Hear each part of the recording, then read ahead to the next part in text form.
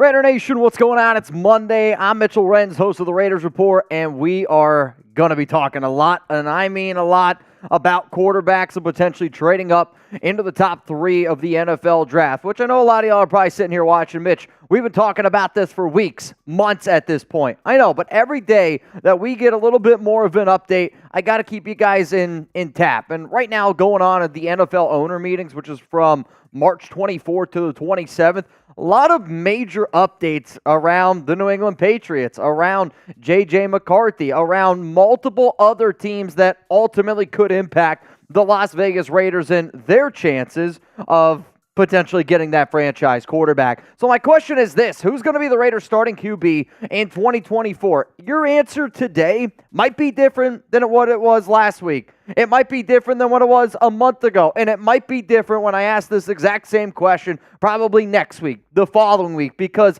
I am going to ask this question every single week until we figure out who that Raiders starting quarterback is going to be. It could be Aidan O'Connell.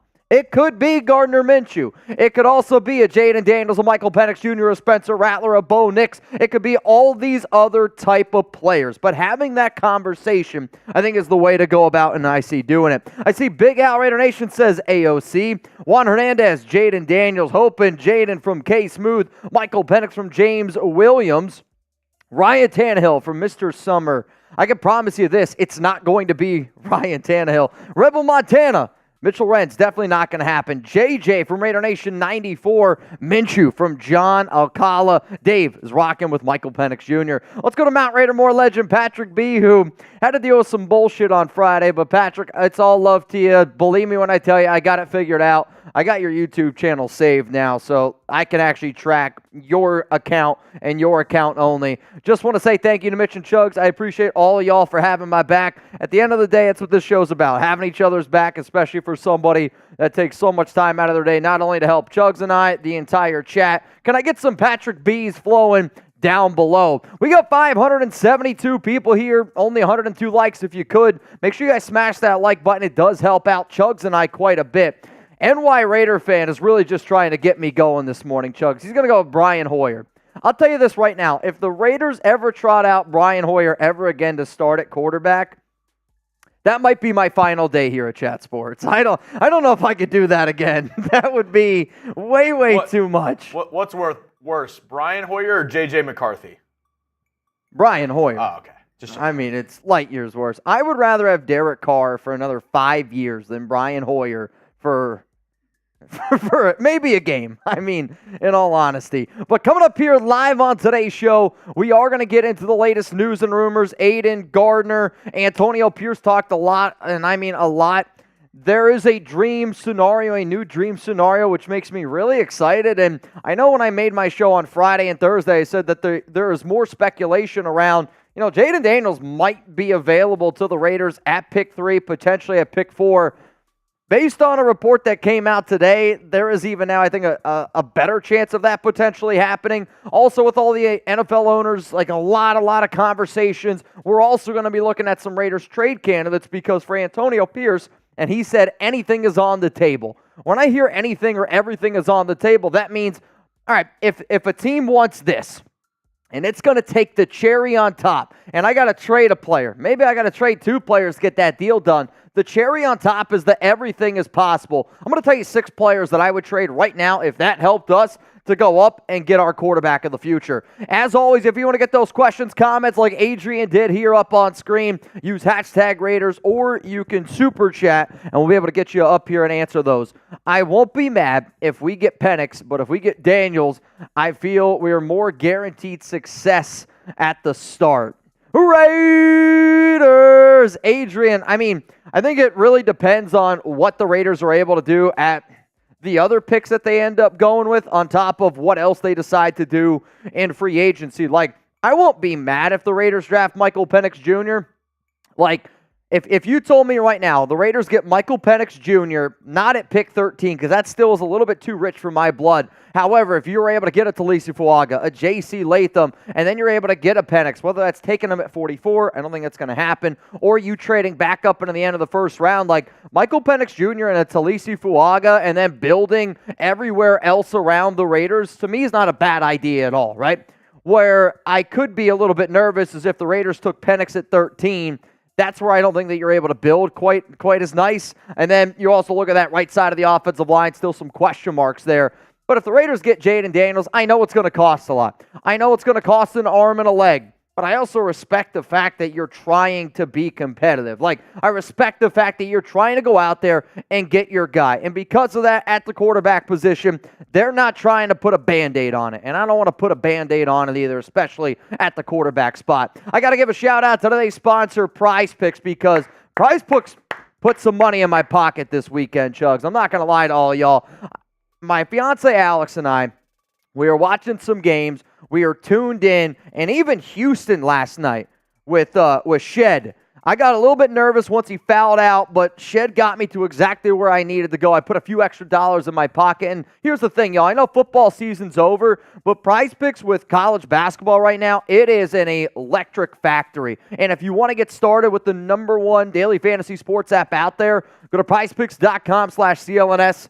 Just make sure that you use code CLNS. That way Prize Picks knows that we ended up sending you. And here's the thing. I'm not going to sit up here and try to act like I know a lot about college basketball. I don't. Luckily for me, a lot of my friends here at Chat Sports do know a lot about college basketball, and they've been putting money in my pocket. So if anybody wants to make a few extra dollars this week, here's the picks that you need to go with right now. I got Marcus Domask. I'm going to go less on the 16.5 points here for Illinois. Dalton Connect from Tennessee. Give me the more on him at 20.5. I like guard play. And then Milan Momcilovic. I'll tell you what, with a name like that, you know they're getting at least 10. Oh, yeah. There's at least 10 points there. These foreigners are getting buckets these days. No, you're not wrong there. As you can see, though, we got this from our Chat Sports college basketball guru. And if anybody out there wants to go take those picks, please don't be shy. Go ahead and do so. Again, that link's going to be available to y'all down in the comments and down in the description of today's show, prizepicks.com/CL. And S. All right, here's a question for y'all. Is J.J. McCarthy a top 3 quarterback in this draft? Give me a yes, give me a no, because there was a new report out on McCarthy that greatly could impact his ability and what the Raiders could potentially do. Also, on top of that, Antonio Pierce had some choice words for the Michigan quarterback. Now, you guys know my show. I don't think that he is personally. However, I could see people saying if a quarterback were to hit their ultimate peak, right? And if I'm an NFL franchise, if I'm a GM, a head coach, I probably think that I'm confident in myself and that I'm going to be able to get the most out of every single player. If you told me every single player in this year's draft at the quarterback position were to hit their peak, and what do I mean by their peak? I'm talking the best outcome that you possibly could see. I can make an argument that, yes, maybe J.J. McCarthy can be a top 3 quarterback in this year's class due to his athletic ability, especially because he moves really well and the arm strength is there. It's just the ability to be a good leader, which I don't think is an easy trait that can be taught. McCarthy might be one of the best leaders at the quarterback position in this year's draft. And as you can see through these numbers here, they're not eye-popping, but just because you're a good quarterback in college doesn't make you a good NFL pro. Just because you win a national championship doesn't make you a good NFL pro. Also, on top of that, though, just because you didn't throw for 3,000 yards in college does not mean that you're not going to be a good NFL pro. There's a lot of different things that you could potentially look at. But I see right now Philip Vargas says, yes, Amador Gonzalez, no. Sherilyn Collins, no. I see NY Raider fan that the Broncos want J.J. McCarthy. I don't think McCarthy's making it outside of the top 10. That I can promise you.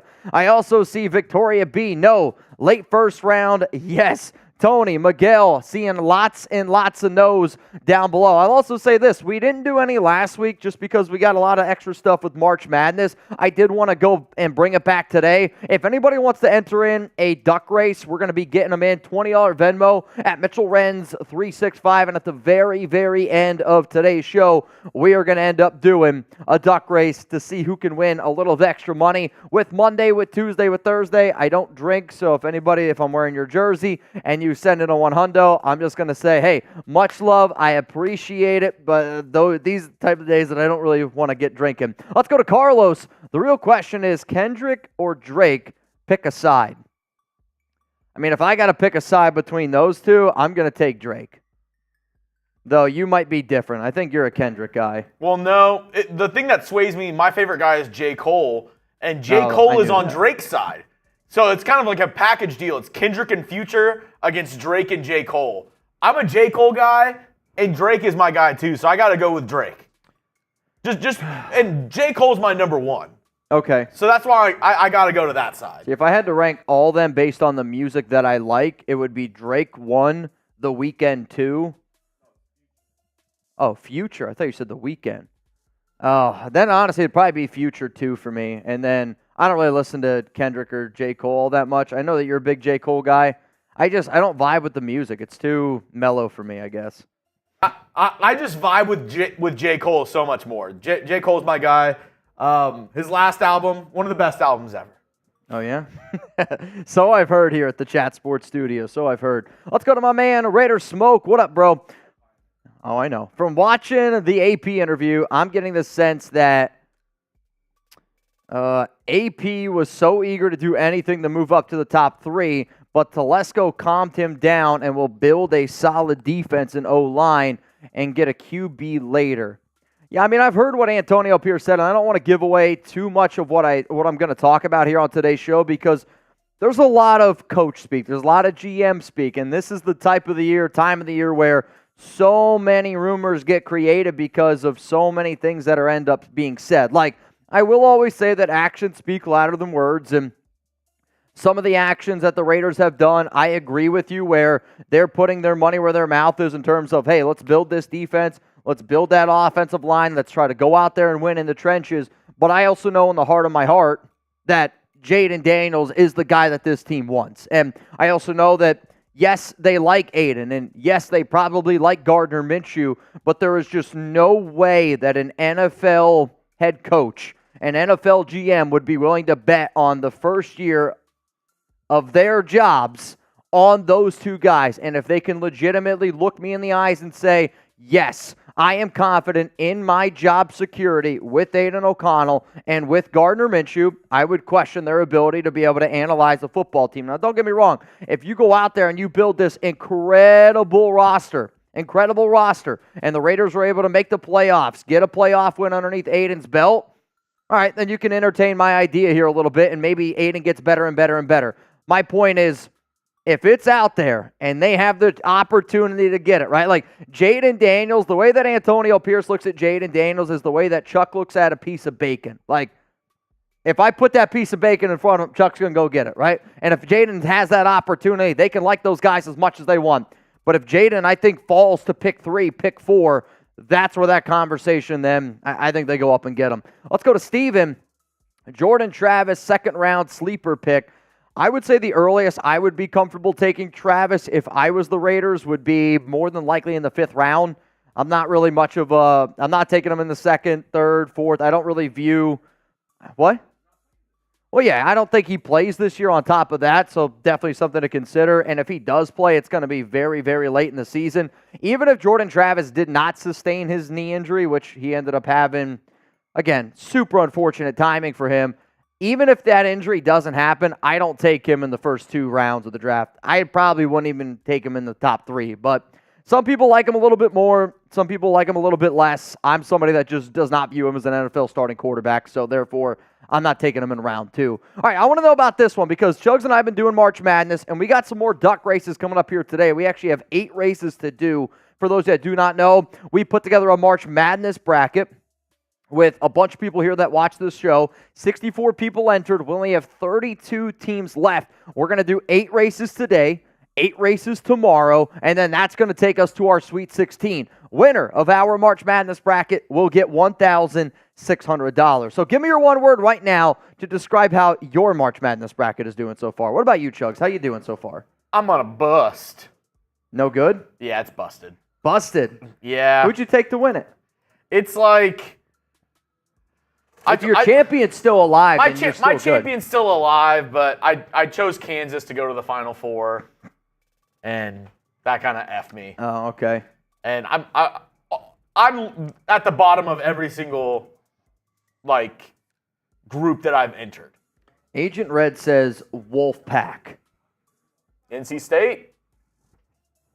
They're actually playing in Dallas this Saturday or Friday night. Yeah, I was looking. Friday night, right? The 29th and 31st. Yeah, so Friday night and Saturday or Sunday morning. I was looking at tickets. You can get, it's like, just to get in, nosebleeds is like $600, but you can go to 3 games technically. Yeah. Which, don't get me wrong, it would be fun to do. Now, I can't go Sunday because we're going away for Easter. But, like, man, it was... Whew. I've also been there for basketball games. Nosebleed seats at American Airlines, they're bad. They're really bad. It's not worth it. The thing I hate the most is maybe it's just so slight, but they have you sitting at an angle. Correct. So you're like I feel like I'm about to tip over at any point during a game. For a hockey game, it's fine. Like, you can sit in the nosebleeds at a hockey game there, and I'm okay with it. It's not too bad. Yeah, I actually like the seats up there for hockey. I feel like you see the game well. I've been there for basketball games. It's just entirely too small. It's not worth it. But I see a lot of people saying they're rolling with the Cougs. I got some bracketologies down there. One, I think we've given Aidan O'Connell plenty of chances, and he can get better. But also one of my worries is once teams get film on you, like, you know, I think we anticipate Aidan's going to get better. What if he doesn't? Because teams are going to get more film on him, and then they're going to be able to find out his weaknesses a little bit more, which you kind of even saw last season as the year went on. They found certain weaknesses in his game. Now, the final game that the Raiders had with Aidan, I actually thought he played pretty well. Obviously, the Chargers game, he played pretty well, and I hate saying this, but I really try to take that Chargers game out of my film evaluation of O'Connell because, call me crazy, that was a fluke game, right? Like, there were certain things Aidan did well, but I also know that the Chargers just absolutely gave up there. All right, so we got 800 people here in the building. I got 3 segments coming up here on today's show. Before we get in to our first segment, which I want to do the news and rumors last just in case we end up getting anything extra. So we'll talk about the Patriots potentially trading the number 3 pick. So what we're going to do here is we're going to get into a segment around the Patriots potentially trading the number 3 pick. Then I'm going to get into some potential trade candidates out there. And then the way that we're going to wrap up today's show is the big news, rumors, things to know around the National Football League that I think all of y'all should be paying attention to. We'll get into that. But before we do, I have 2 races. 2 races that we're going to do first. I was gonna say, we're doing 2 or? We're going to do 2 now. Segment 2, segment 2, segment 2. Does that make sense? 2, segment 2, segment 2, segment 2. Okay. Yeah, that makes sense. All right, y'all. I see Julio says, have you seen the report of Washington to take JJ at 2? Oh, we've seen it. Oh, we've seen it, and we're going to talk about it today. So that's one of the things out there where there's new information that continues to grow, and there's new information that continuously comes out where if it's true that the Commanders are leaning on taking J.J. McCarthy at number 2 overall, I think what really gets interesting then on top of that is, and I almost think that the Commanders might be trying to do that on purpose, because there is a part of me that wonders if Sean Payton, to me, if Payton went up to Broncos right now and said, this is my quarterback, I want him, they'll do anything to make him happy just because of everything that they've already done to make him happy. So, like, if I was a team and I thought that Sean Payton loved a guy, I would be like, that's my guy. Because I think then the Broncos would get ballsy enough to just say, F it, let's go make it happen. I believe me, I don't know how they would do it. I mean, I don't know how they would do it. Considerably less draft capital than everyone, the other teams around them. I don't know. F all them picks. All right, let's go to the Las Vegas region here. We got the number 1 seed, David Zahn. And he's going to be going up against Jake Romero. Then the next race that we're going to end up doing is the 5 seed, Joshua Melton, going up against Julian Rod. Winner of both of those will meet in the Sweet 16 for our Las Vegas region. Do you already have the races set up? First one setting it up right now. All right, y'all, let me know who you got. If you're going to roll with David Zahn, I want to see some DZs. If you're going to roll with Jake Romero, give me a JR. Let me know who you guys got in the very first race today. We're going to go through all the Las Vegas region games, and we're also going to do the Los Angeles region as well, and the Los Angeles region as well today. So just keep that in mind. I saw Patrick B ask if he's still in it. As far as I'm concerned, Patrick, I believe that you are still in. Because, yes, Patrick B and Zahn are the 1 seeds that advanced. Trivan and Scheffler are the 1 seeds that lost. All right, 30 seconds on the clock. Winner of this duck race, I guess pony race, ends up advancing to the Sweet 16. You ready? You ready? 3, 2, 1. Let's get it running here. And it's off to a very sluggish start. I mean, I would say this game kind of reminds me of the Texas Longhorns offense. They couldn't score to save their lives. Even Baylor last night couldn't score. Yeah. Brutal. That was Jake rough. Romero, I'll tell you what, I don't know if Zahn's going to have enough to get back into this one. I think Romero has a good enough lead where he's going to be able to hang on. Wait a minute. Zahn hits the NOS. That's why he's the 1 seed. David Zahn survive and advance to the round of 16. I'll tell you what. That was, I did not know, and every race is different here, so you never know exactly how they're going to go, but how slow they were to start this one out, I did not think that they were going to have enough to get back in there. Oh, I mean, that was, we've seen a couple of them where they're that far behind and they just stay there. Exactly. Patrick B says Zahn playing possum. And that was, that's probably exactly what the strategy was there. But Zahn takes care of business yet again, showing why he is the number 1 seed, and he advances to the Sweet 16 in our Las Vegas region, which means the next matchup coming up here is going to be Joshua Melton against Julian Rod. So in this matchup, let me know who you guys got down below. Type M for Melton, type R for Rod. Here we go. Coming up here, 32nd race, 13 against a 5 seed. 3, 2, 1. Let's run it here. Off to an early lead is Melton as he takes flight. I think he's got the lead. I don't know. I was going to say, like, it took him a second to get up there. It kind of reminds me of like a track, you know, like when you're watching somebody run on a track, you're like, who's actually in first here?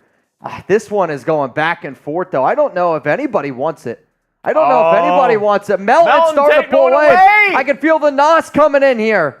No, this is what I thought was going to happen in the Zahn race. Melton just got too much of a head start, and Julian Rod simply could not catch up.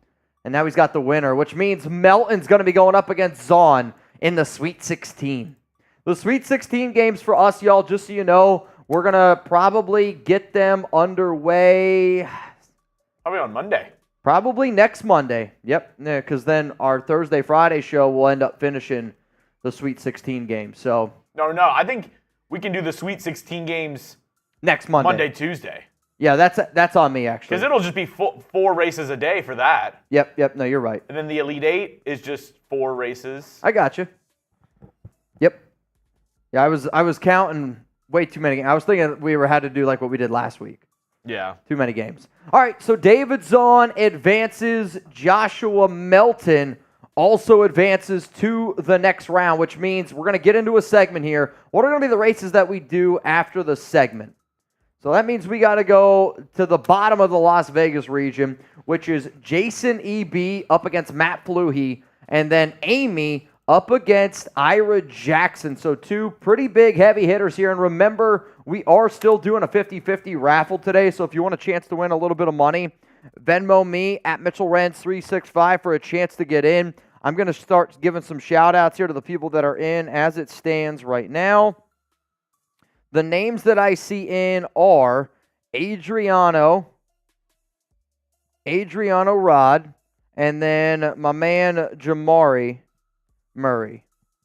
All right, so we got 2 people in right now, Adrian and Jamari. We're going to do that one at the very, very end here of today's show. All right, so first segment coming up, we're going to get into the latest around some of the NFL owner meetings because there is a lot of updates that happened today around the quarterback position, especially potentially picking in the top 3 of the New England Patriots is where I'm going to really, really focus on the discussion part of this because more and more days go by, and the more and more days that go by, I am starting to get more and more hopeful that the Raiders do have a legitimate shot at getting a top quarterback if Jayden is available to them. Because after you watch today's live show, I guarantee you, you're going to be like, yeah, I definitely think there's a more likely chance of us getting a guy now than what it was maybe a week, just 2 weeks ago. We're ready? Jugs, give me a thumbs up. Coming up right now, let's get in now to the latest here around the NFL owners and all the trades that could end up happening. Raider Nation, let me know down below. Give me a yes or a no. Do you want the Raiders to trade up for a quarterback? Coming up here on today's show, if you thought that there's no way it's possible, I guarantee you're going to be like, well, so you're saying there's a chance, Mitch.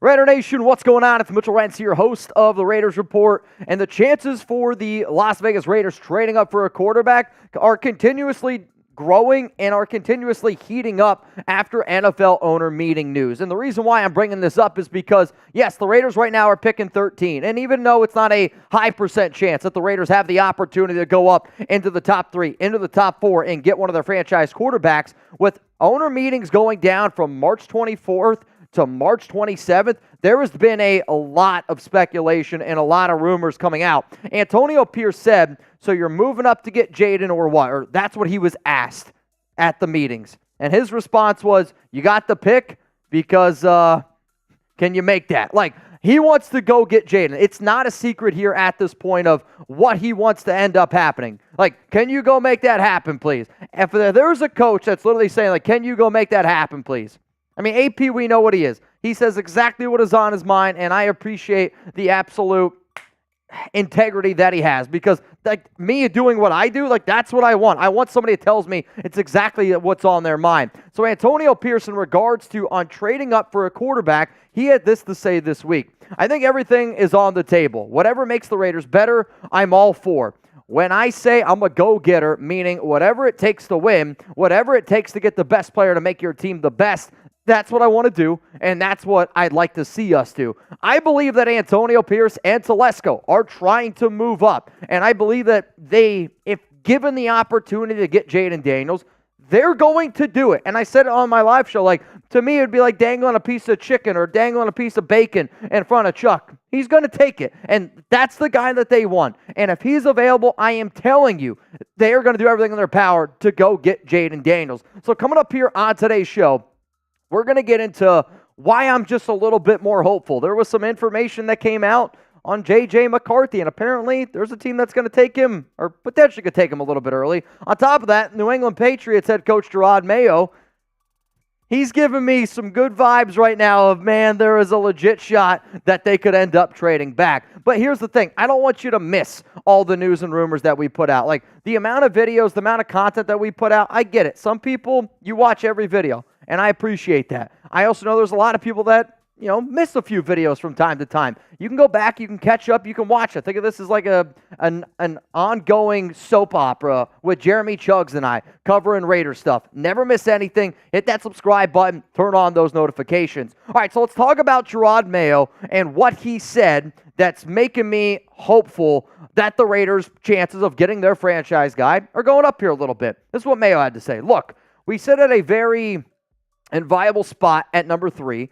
where we can take someone, or if someone offers a bag, as we would say, a lot of first-round picks, we definitely have to talk about those things. So for your new head coach in Jayden Mayo to say that he's open to trading the number 3 pick in this year's draft, as long as it comes at the right price, that's exactly what he's supposed to say. He did also say that he believes that his team is good enough to compete right away with a rookie quarterback, because there's some speculation out there that New England doesn't think that they are good enough as a football team, so would want to stockpile those picks. That's not necessarily true, but the fact that Mayo is considering multiple quarterbacks, and what happens if the guy that they're targeting at number 3 isn't exactly there. And at first, I would have said that there is a consensus top 3 quarterbacks in this year's draft. For me, it's easy. It's Drake May, it's Jayden Daniels, it's Caleb Williams. That's a consensus top 3. Over the past week, that is no longer the consensus top 3. In fact, I think it is an absolute shit show of who could be the top 3 quarterbacks that are end up drafted. Mayo also at the NFL owners meetings had this to say. When I first started watching these guys, it was that 3-man race. And now as you continue to go into the combine or pro days and bringing guys into the top 30 visits and having time to spend with those guys to really get to know makes them tick, it's about 5 guys, honestly, that could end in being a solid quarterback in the future. So it was reported that there are right now 3 expected quarterbacks to make top 30 visits with the New England Patriots. Drake May, J.J. McCarthy, and Jayden Daniels.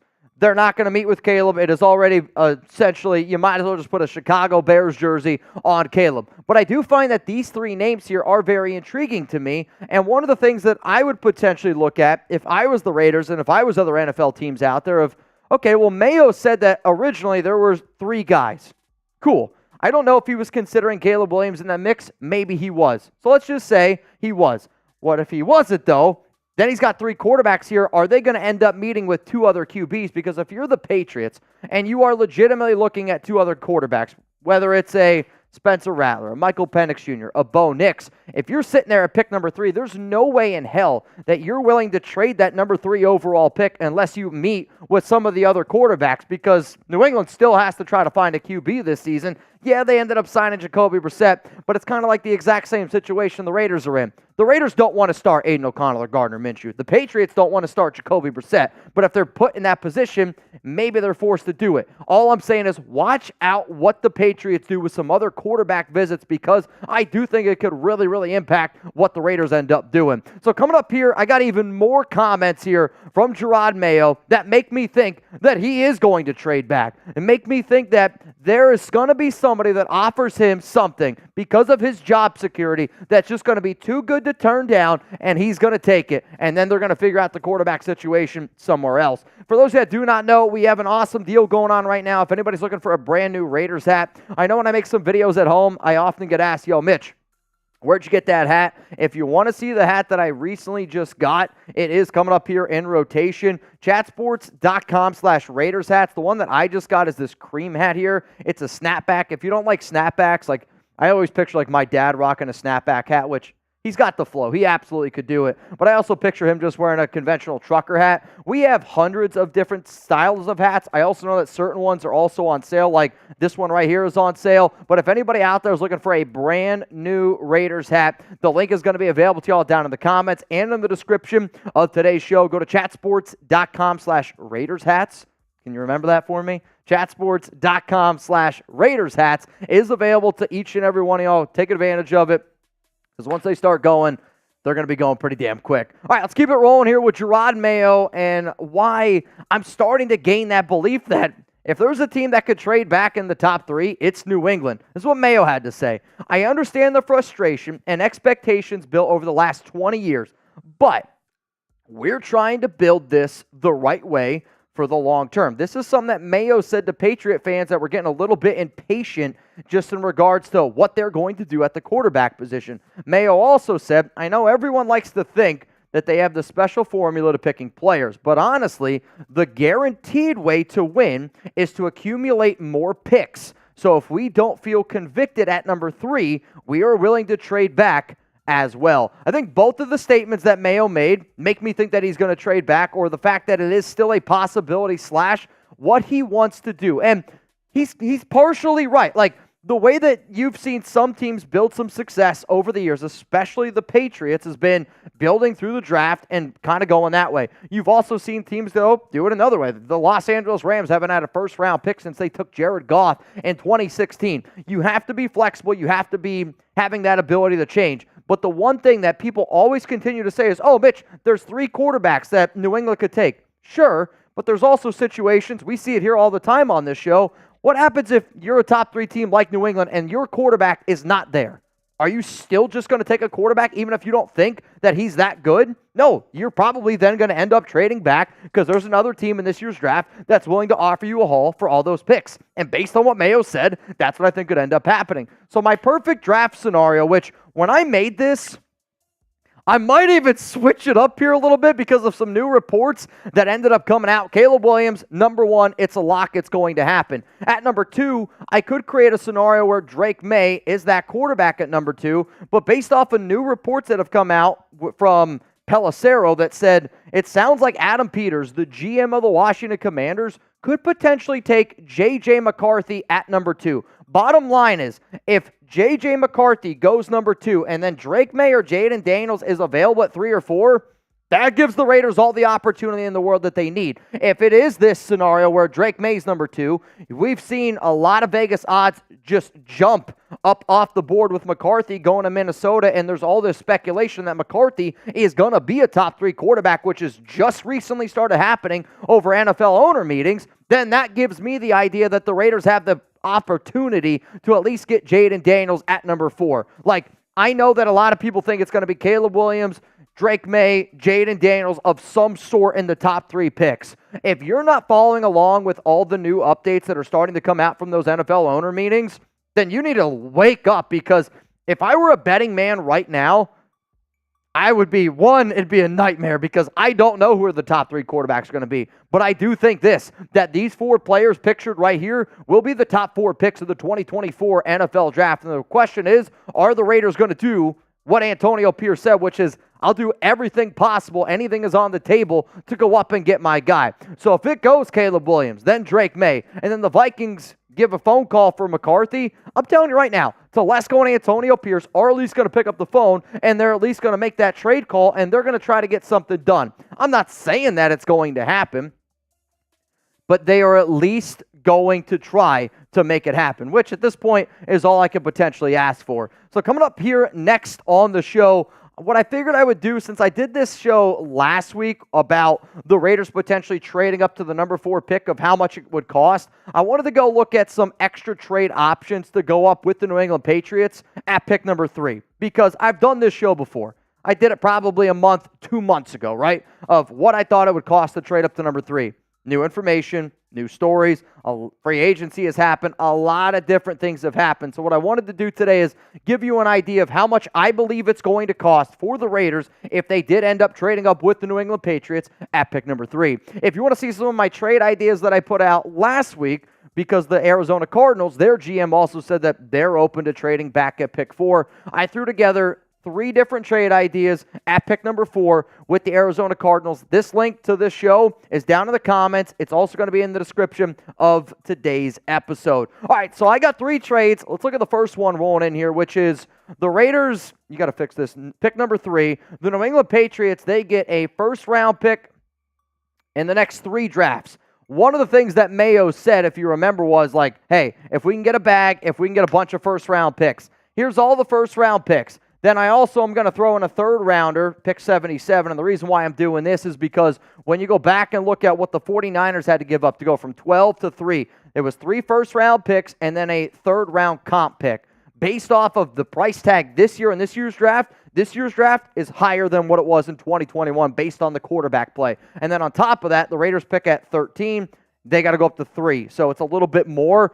So this is what I think would be a trade that would probably of how much it would cost to go up to number 3. Now let's just say the Raiders, they don't want to give up maybe that 3rd round pick in 2024. They don't want to give up the 3rd round pick in 2025. Let's just throw in 2 extra players here that could potentially be starters. I know I'm throwing out Byron Young here, but could also be at least depth players with New England. Like, I don't know what Byron Young could be. It's his 2nd year in the NFL. I mean, think about the amount of people that just were willing to just throw away Malcolm Kuntz. Byron Young on the right team might be a decent fit, and he can join one of his old buddies who he played with at Alabama. But Jacoby Myers, you send him back to New England, and then this is an idea. Like, I know a lot of times people are like, Mitch, why do you want to trade Jacoby Myers? I don't want to trade Jacoby Myers, but New England needs a wide receiver. I don't want to have to trade away Devontae Adams, and Jacoby previously played there, plus you restructured his contract, so this is a way where you don't have to give up more draft capital on top of the 3 first-round picks. My final trade idea is this one, and this is more based on if Mayo's like, you know what, I want more picks now. I want to be able to use those picks right now. You can save some of those later picks like that 2026 first-rounder. This is what I would offer them. Your 3 picks to start this year, 13, 44, and 77. Then you're going to give up a 1st and a 3rd in next year's draft. On top of that, Byron Young, again, you can just have him. I know we drafted him in round 3 last season, but a brand new regime. They also went out and signed Christian Wilkins, Adam Butler, John Jenkins. I think Tyree Wilson's going to be playing a little bit more at the defensive tackle position. But like all these trade ideas, and I know there's a lot of people like, man, that is a lot. If you get your franchise guy, it's not a lot. If you miss, oh, it's a lot. So out of those 3 trades, which one is your favorite? 1, 2, or 3? let me know down below. And if you want to give me a reasoning of which one is your favorite, I would definitely appreciate it. I think from top to bottom, when I look at all of these deals, the one that I want to do the least is the third trade. If it was up to me, and I know this might be an unpopular thing to say, I love Jacoby Myers and I like Byron Young, but I would do out of all those trades personally, the number 2 trade would be that I would do. Yeah, you lose Jacoby a little bit, but you can always try to add another receiver in the draft. There's some good names to at least consider in that round 4, round 5 range. Again, you're going to have to settle, but I'm hoping Trey Tucker can take a step up. I'm hoping Michael Mayer can take a step up, and there are still some names out there in free agency, if need be, that you could go out and potentially find. But still, I don't love it, but if that's what it costs to go get Jayden Daniels, I've said it once, I've said it twice. I started the show off with, would you trade up for a quarterback? My answer to that is yes, I would absolutely positively do all those trades if it meant I could have Jayden Daniels as our quarterback. Facts. It's a lot. I mean, it's a lot. And it scares people, and I know that the unknown scares the hell out of people. I remember back in the day, you could get a quarterback for 2 third-round picks. And now, with inflation... Girthy says, I like Jacoby too much to trade him. I like Jacoby Myers too. And I think a lot of people that watch the show like Jacoby. He's a hell of a receiver. But if it meant that you could get your franchise quarterback, no disrespect to Jacoby, you got to send him out. QB is the most important position in the NFL. I know that's not a secret to anybody. And that's Matthew White, Jacoby is a beast in the run game. And that's why Mitch wants to trade Max Crosby. Yep. Yep. Jacoby is a beast in the run game. He is everything that Antonio Pierce is looking for.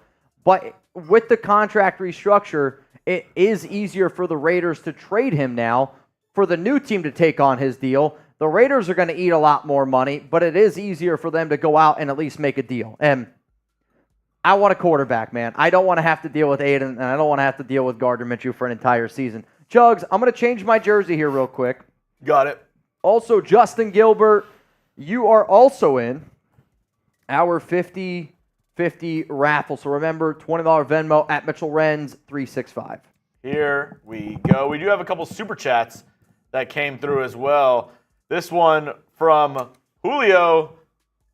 Have you seen the report of Washington to take JJ at number 2? Yes, there was a report out there that they are flirting with the idea of JJ at number 2. Not that they will take him, but just that there is some level of interest, is the report. Miggy, new pick. Oh. Coffee cheers, Mitch, chugs, and chats. Yes, trade up. Miggy, you look like you lost a little weight. I was going to say the exact same thing. Mickey, you look good, brother.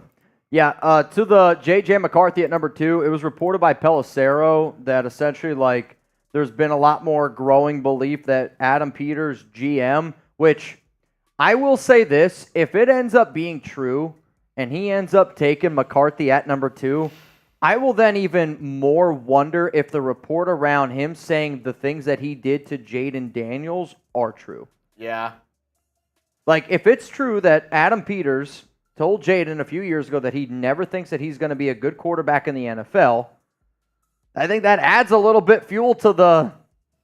I mean, to take McCarthy over Jayden and over Drake May to me is insanity. However, if you are saying hey, this is a leader, maybe they're just looking for different intangibles, they could also, he could be coming from the 49ers camp of Brock Purdy had all the intangibles to be a good quarterback. He just maybe didn't have the athletic ability. They figured out a way to work with him. Where Trey Lance, a lot of people thought this guy had all the athletic ability in the world, but didn't have, I think, what it took mentally to be an NFL quarterback. Maybe he's taking higher floor, lower ceiling than lower floor, higher ceiling.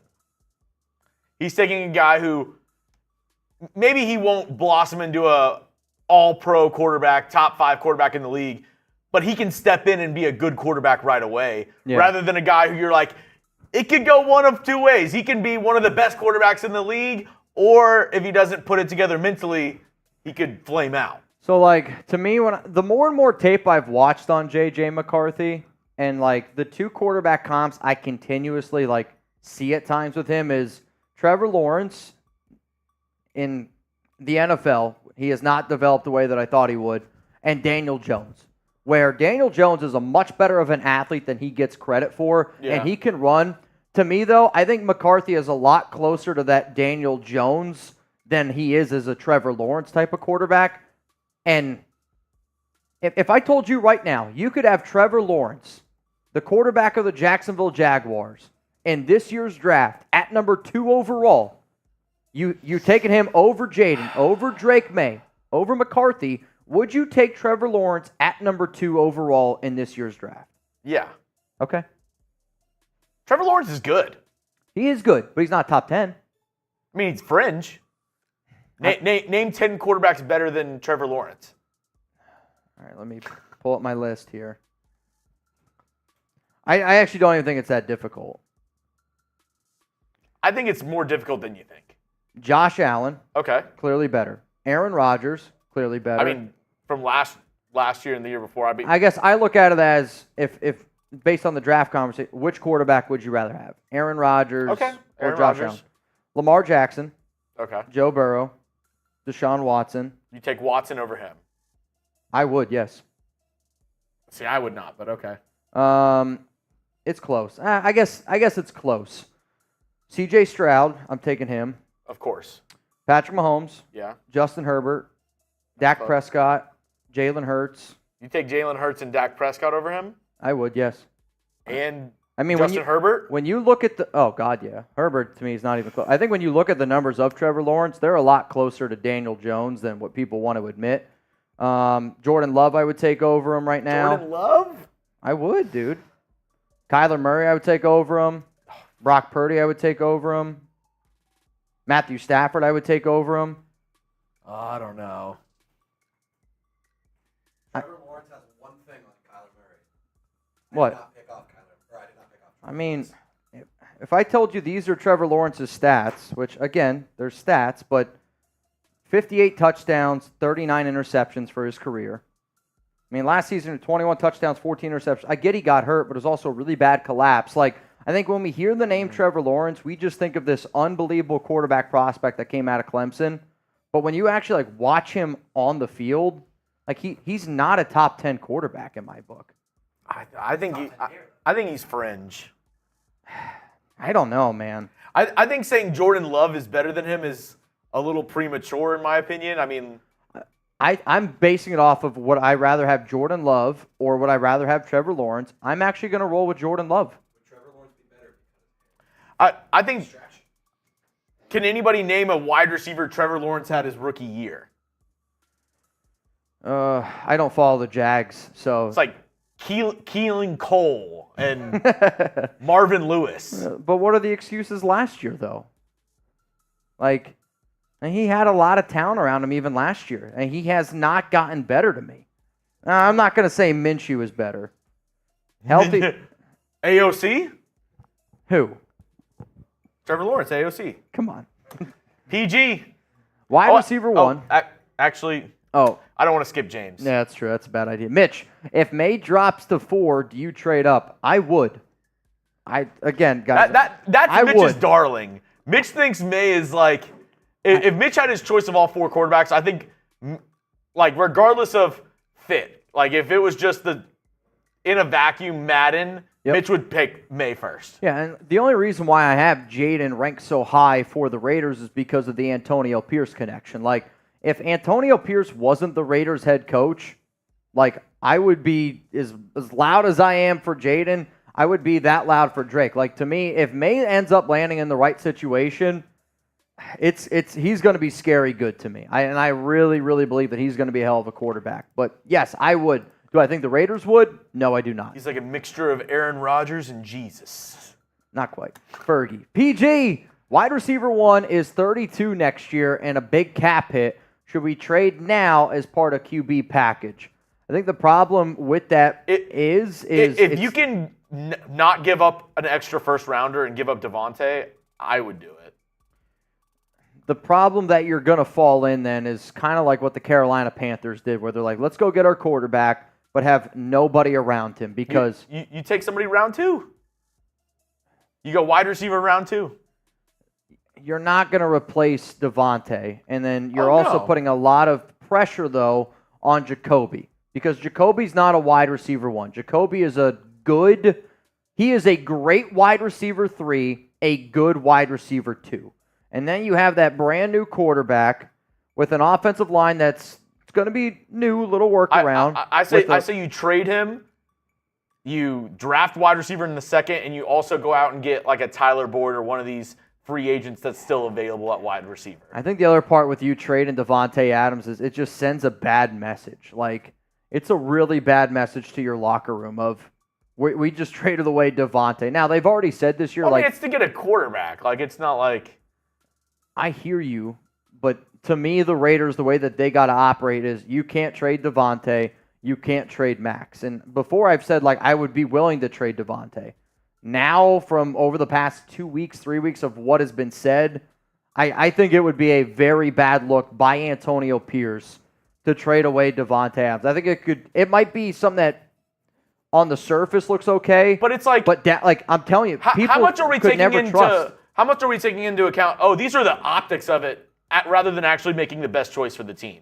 Because I mean, if you're going to own a team, if you're going to make moves on a team, you're going to hurt people's feelings doing certain things. Like, you can't be like, oh, we can't trade this guy because of his feelings and how we're going to look to other teams. And we can't let this guy not go because his feelings might get hurt and the nation might not like it. Like, you got to do what's best for the team regardless of, if it hurts people's feelings. Like, people always say, regardless, it's a business. It's a business. And I get it. And I think the smart thing to do is not look at Davante Adams' cap numbers this year, because I guarantee you what's going to end up happening, because it's what the NFL does.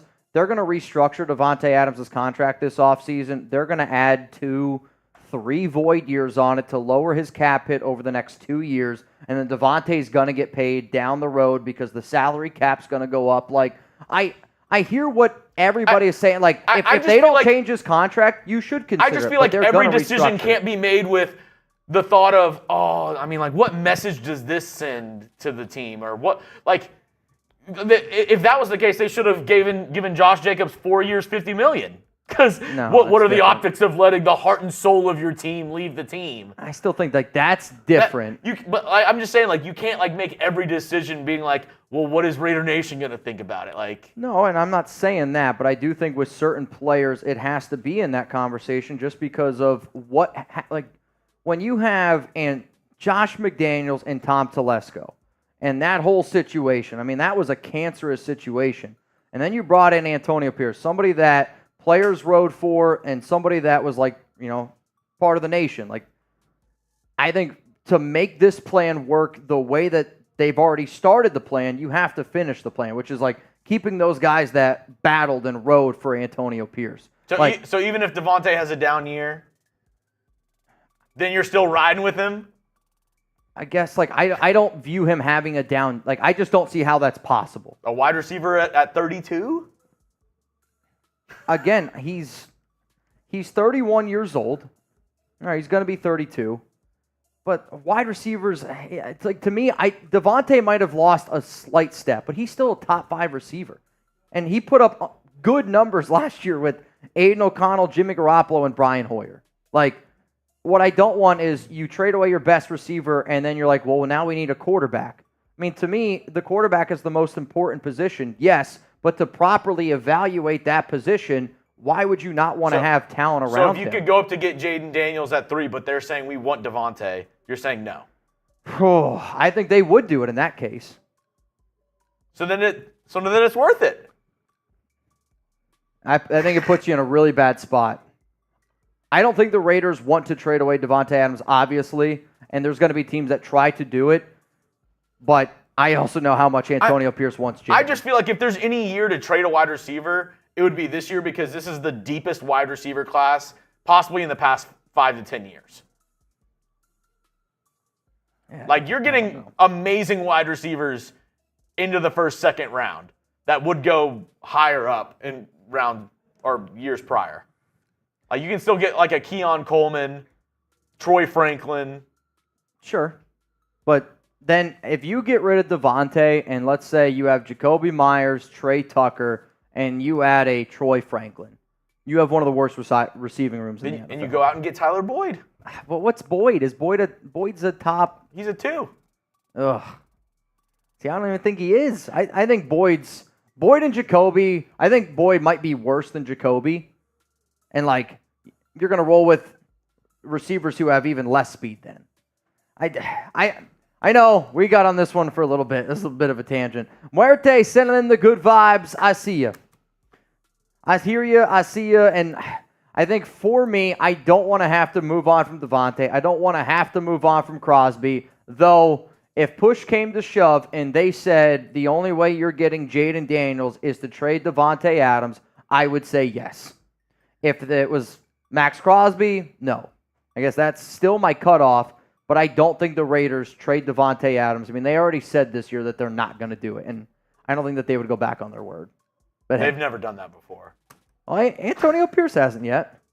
I think until AP and Telesco give me a reason not to trust them, I'm not going to treat them the way that I did McDaniels and Gruden and all those guys. You just let the heart and soul walk out of the locker room. I think when you say it like that, that puts a lot more blame on Telesco and Antonio Pierce, where I don't think that they deserve blame for Jacobs not coming back. The fact that Jacobs got a 4-year, $48 million deal is him just getting an insane payday. That's like you putting a house on the market and being like, bro, like you telling me, bro, like, yeah, you're going to be able to live in this house. I'll sell it to you. And then somebody offers you double. Like, no disrespect. I'd be like, sorry, pal. Like, I'm going to take the double the money that I thought, even though I might have already promised you something. I don't know. The steep price to pay for the heart and soul of your team. Well, they liked him a lot. He's a good running back. No running back in the NFL, especially at Jacobs, deserves to make the kind of money that he made. All right, so the next 2 races that we got coming up here on today's show, Jason E.B. up against Matt Fluhey. Winner advances to the Sweet 16. Let me know who you got down below. You're going to roll with Fluhey, or you're going to roll with E.B.? E.B., Fluhey. 3, 2, 1. Run it. Has he got his hand up in the air? Dude, he's one-handing it. He is one-handing this bad boy. And he's standing up. I'll tell you what, Fluhey's a little cocky. Jason E.B. Oh, does anybody notice that Jason E.B.'s smaller than Fluhey's? He's got a smaller bike. Fluhey is cruising right now. I don't know how this race is going to end up going down. E.B.'s got a slight lead. Fluhey better put his other hand on. I mean, Fluhey, I have no idea what that effort was, man. I legitimately think he was just coasting the entire way. Does he know that it's in neutral? Jason E.B. moves to the Sweet 16. Jason E.B. advances to the Sweet 16, which means now we have Amy going up against Ira Jackson. That one might have been one of the weirdest races I've ever seen. I've done a lot of races on this show before, and that might have been one of the weirdest ones I've ever seen. Now, some of y'all are probably like, Mitch, how do I get in a race? We're not going to be able to do anything for the March Madness since those are already filled out, but we are going to do a duck race at the end of today's show, which is a $20 Venmo at Mitchell Renz 365, and as it stands right now, the winner would win $40. So if you want a chance to get in, don't be shy. Make sure you get in. You can scan that QR code. The people that are in right now are Adrian, Jamari, Justin, and Luis Rodriguez, which now takes us to our number 10, Amy, up against the 2 seed, Ira Jackson. Winner will take on Jason E.B. in the Sweet 16. Here we go. 3, 2, 1. Let's run it. Okay, out the gate, Ira got a little bit of a head start there. I don't know if you saw that solid jump. Amy, though, is right there, starting to fall back just a little bit. I would say right now at halftime, Amy just took a 1-point lead going into the half. Amy, is she going to have enough to pull away? This is going to be really close. Ira, this is usually when Ira likes to turn it on here. It's going to come down to the wire. 5 seconds to go. I think Amy's got him. Ira Jackson upset. The 10 seed advances. So the bottom of the bracket, the number 10 seed advances and the number 6 seed, which means Jason E.B. going up against Amy in the Sweet 16. Wow. I'll tell you what. That's going to be an interesting matchup. All right, so quick recap here. David Zahn, he ended up getting the win. And then also it was Melton, correct? Did you write them down? Because do we have the graphic to update it or no? Okay. So we're going to have to update the graphics for y'all tomorrow, so we'll have that ready for you guys. But Zahn, he advanced, and then I think it was, I have to go back and check now. Zahn won his matchup, that I know. And then Amy won hers, and Jason E.B. won. We might have to go back. It was Josh Melton. And yeah, I was going to say, I thought it was Melton. I thought the top seeds won at the top. So Melton, Zahn, Sweet 16.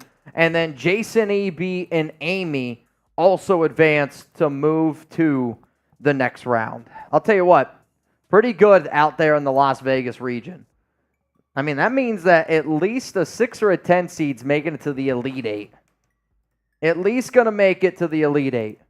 Zahn, Melton, E.B., Amy are going to be the racers into the Elite 8. All right, y'all. Remember, if you want a chance to get in, here's your opportunity to do it. The next segment that's going to be coming up here on the show, we're going to get into some potential Raiders trade candidates. Ryan Bass, I saw your Venmo. You, my friend, are in.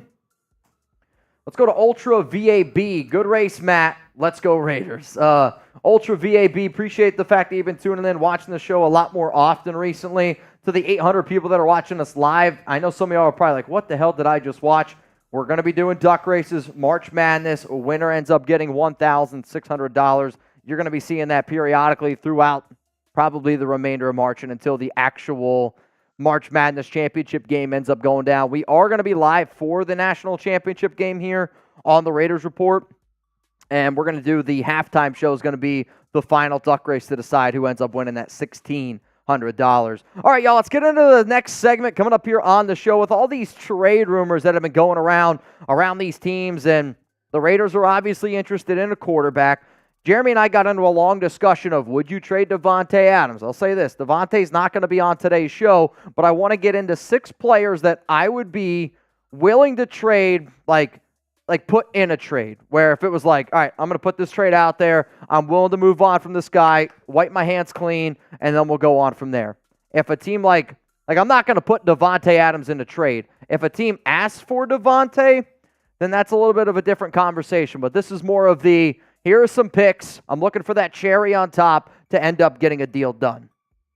I just got another one coming in here from Trace, I think is the name. Trace, and then Jason E.B. Jason E.B. wants to celebrate a little bit, and then I see Trace Laver in $20 Venmo right now gets you $70 here on the Raiders Report. All right, Chugs.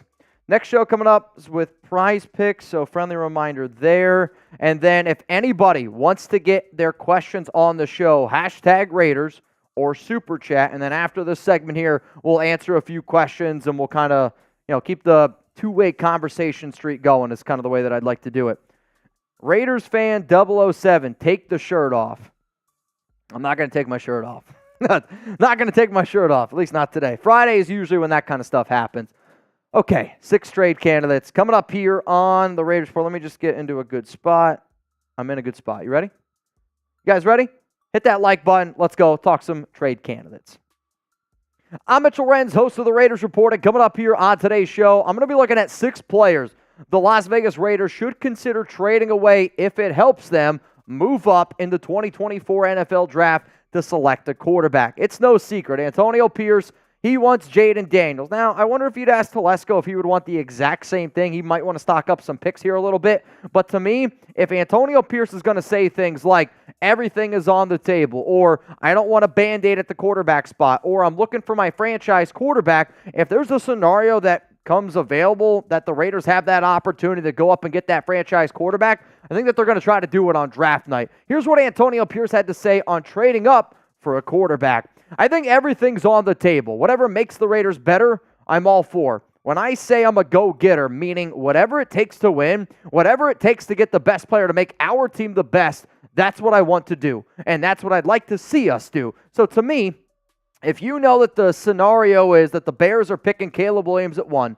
which means moving up to picks 2, 3, 4 are the most realistic. Like, I made this show before, and this was probably about 2-3 months ago, around the idea of could the Raiders potentially trade up to number 1, and which players would I involve in a trade? Now, based off a lot of the reports, if you're going to make this deal end up going down, the Raiders have to figure out, what do I have to put together in a trade to go up to 2, 3, or 4. Now, a lot of the times, obviously, they want picks. So think of the players here as that cherry on top. For even more context, a trade that happened recently that's kind of similar, like if the Raiders go from 13 up to 4, is kind of how I would view this trade here, where the 49ers were 12 and they went to 3 to go get Trey Lance. Obviously, this trade was a just huge failure, but this is what it cost. It cost the Dolphins, what the Dolphins got was 3 first-round picks and essentially a third-round comp pick. So knowing this, if I'm Las Vegas and I don't want to have to throw in maybe that third-round comp pick, or if I'm like, all right, I'll give you 3 first-round picks, but instead of throwing in an extra, can I just throw in one of these guys here? So those are some of the names to just keep in mind. So what do you think here? Should the Raiders give up 3 first-round picks to go get Jayden Daniels? If you're in the camp of no, like this team should not go ahead and do this, then you're probably not going to like today's video. If you're sitting here going, you know what, Mitch, at this point, we haven't had a legit quarterback that gives us a chance to win a Super Bowl since Derek Carr in 2016, 2015, since Rich Gannon back in 2002, and I'm sick and tired of the quarterback mediocrity.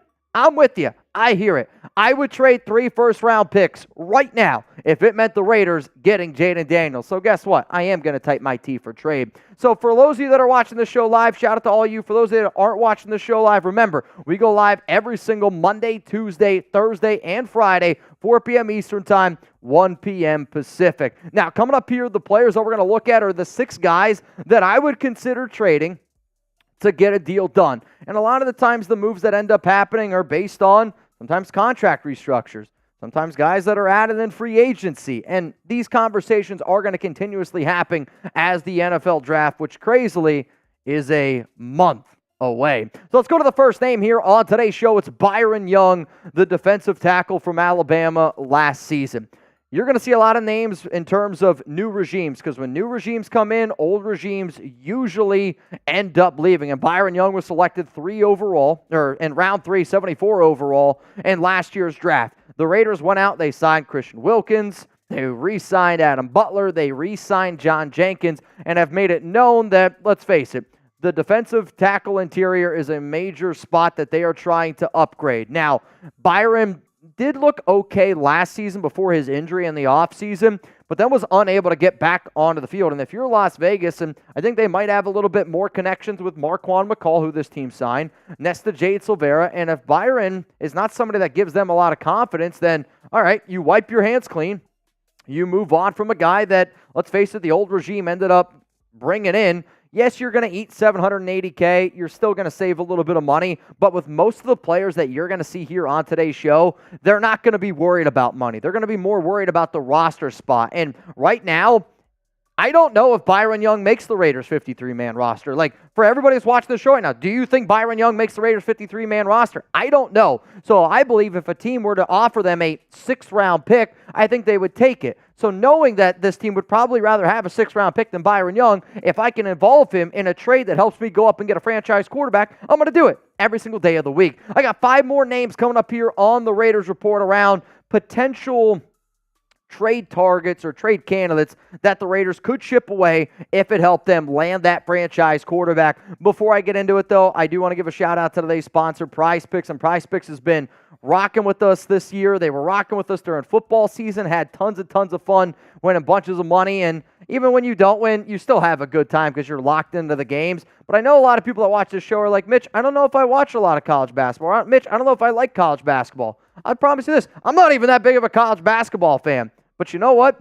If I put down a few dollars and I'm sitting down watching women's college basketball or men's college basketball, hell, if I can get my fiance Alex, which Saturday night, this is what our date night was. And there's like a lot of guys out there. Maybe you're looking for a brand new thing to do on date night. There's new college basketball games coming up on Thursday and on Friday. Alex and I went to a bar on Saturday, and every single game that happened, we just put down $10.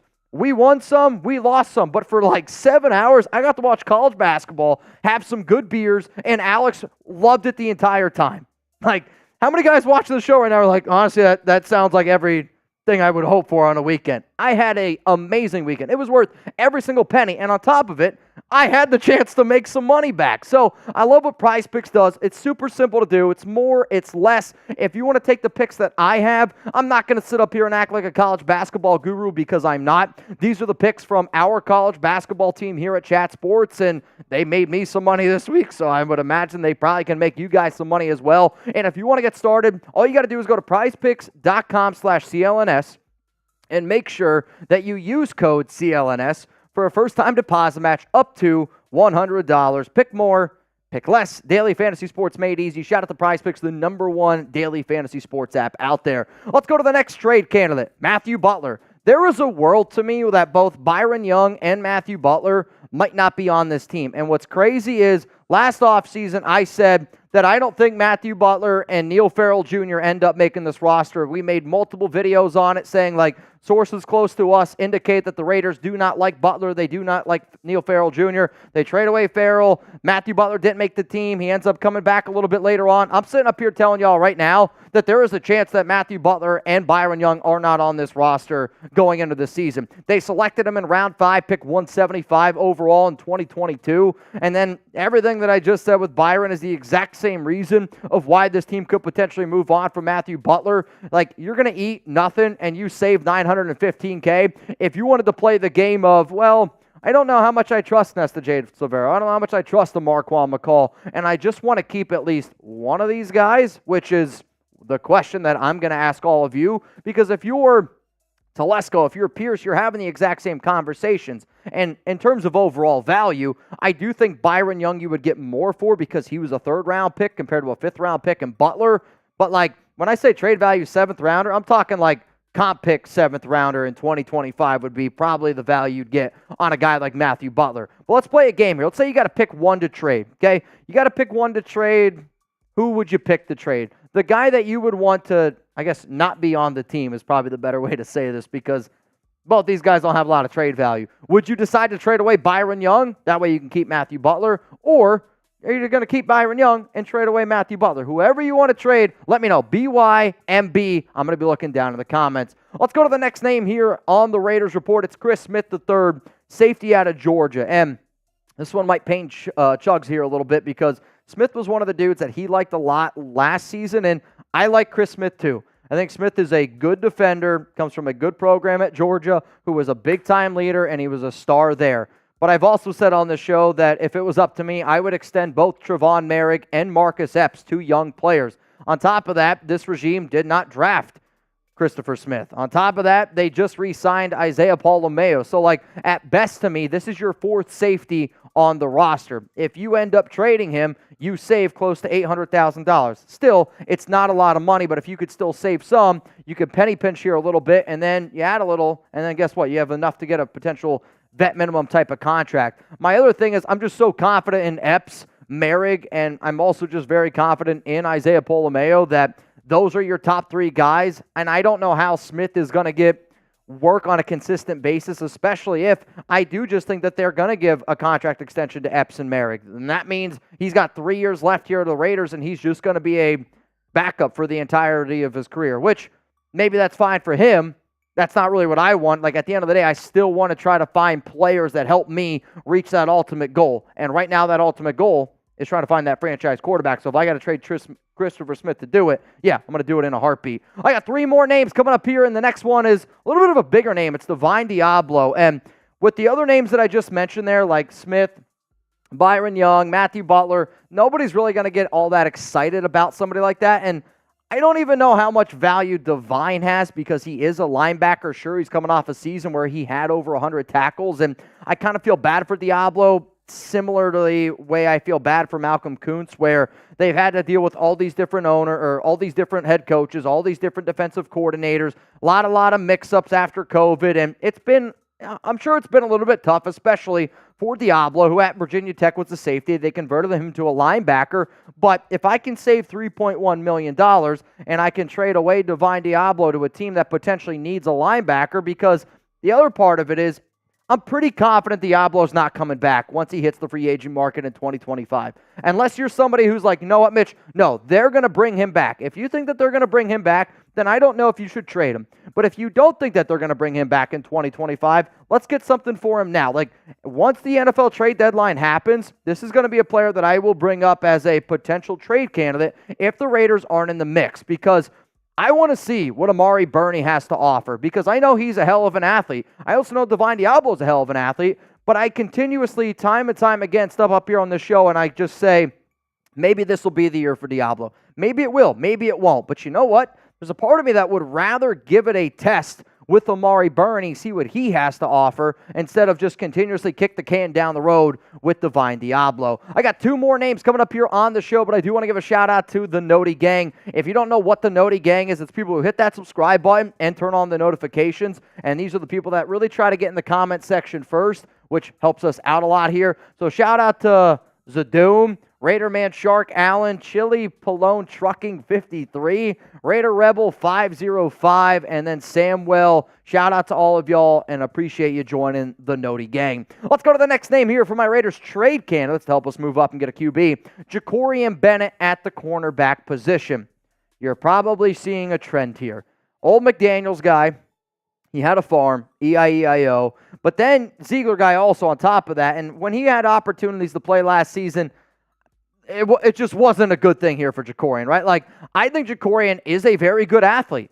I really, truly believe that. And I would like to see what he ends up doing this year in his second year with Patrick Graham. I would like to see if he's able to make a jump, because what I'm really curious is, does he make a jump kind of what Malcolm Kuntz did, where, all right, year 2, gets to calm down here a little bit, gets to learn a little bit more. He has the athletic ability. I think for Jacorian, it was a lot of up here last year. And can he get better? Or is he going to trend in the wrong direction and not figure it out? Because on top of this, like, how much playing time is Bennett actually going to get? Nate Hobbs, Jack Jones, they're going to be out there. The Raiders said getting a cornerback 1 is a priority. And if they end up keeping guys like a Brandon Faison, a Sam Webb, they might get on the field a little bit more than Jacorian, because Bennett now doesn't have the value that he did to this past regime. And I would say, based on the value of what you would get for him in a trade, 7th-round pick for a Jacorian Bennett. Like, again, I think people a lot of times think like you're going to get a lot more at this time of the year. No. I mean, look,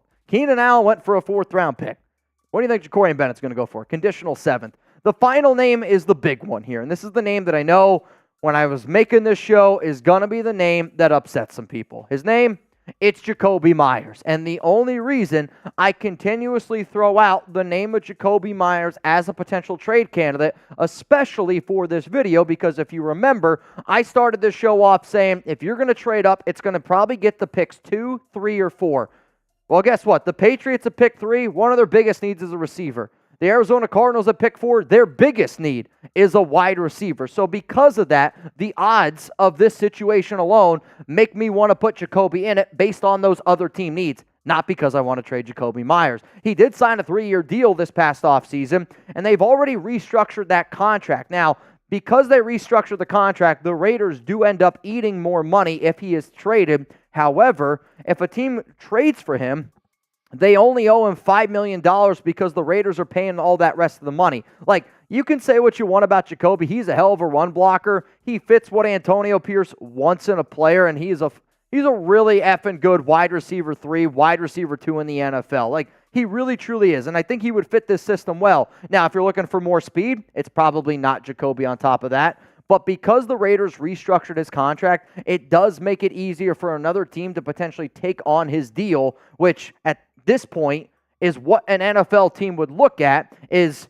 okay, you can't give me extra draft capital. Well, that means I want a player that's good on a little bit of a cheaper deal. Does that put more stress on Trey Tucker? Yes, it does. Does it put more stress on Devontae Adams? Yes, it does. But if you're going to pay a receiver like Devontae the amount of money that you're paying him, well, let's go. It's time to prove that you're a top receiver. And as Chug said when we were live, there's a lot of talent in this year's draft. And if you're able to go out and draft a receiver in those middle rounds to potentially replace a Jakobi Meyers, then I think you're in a good spot. Jakobi is somebody that I want on this team.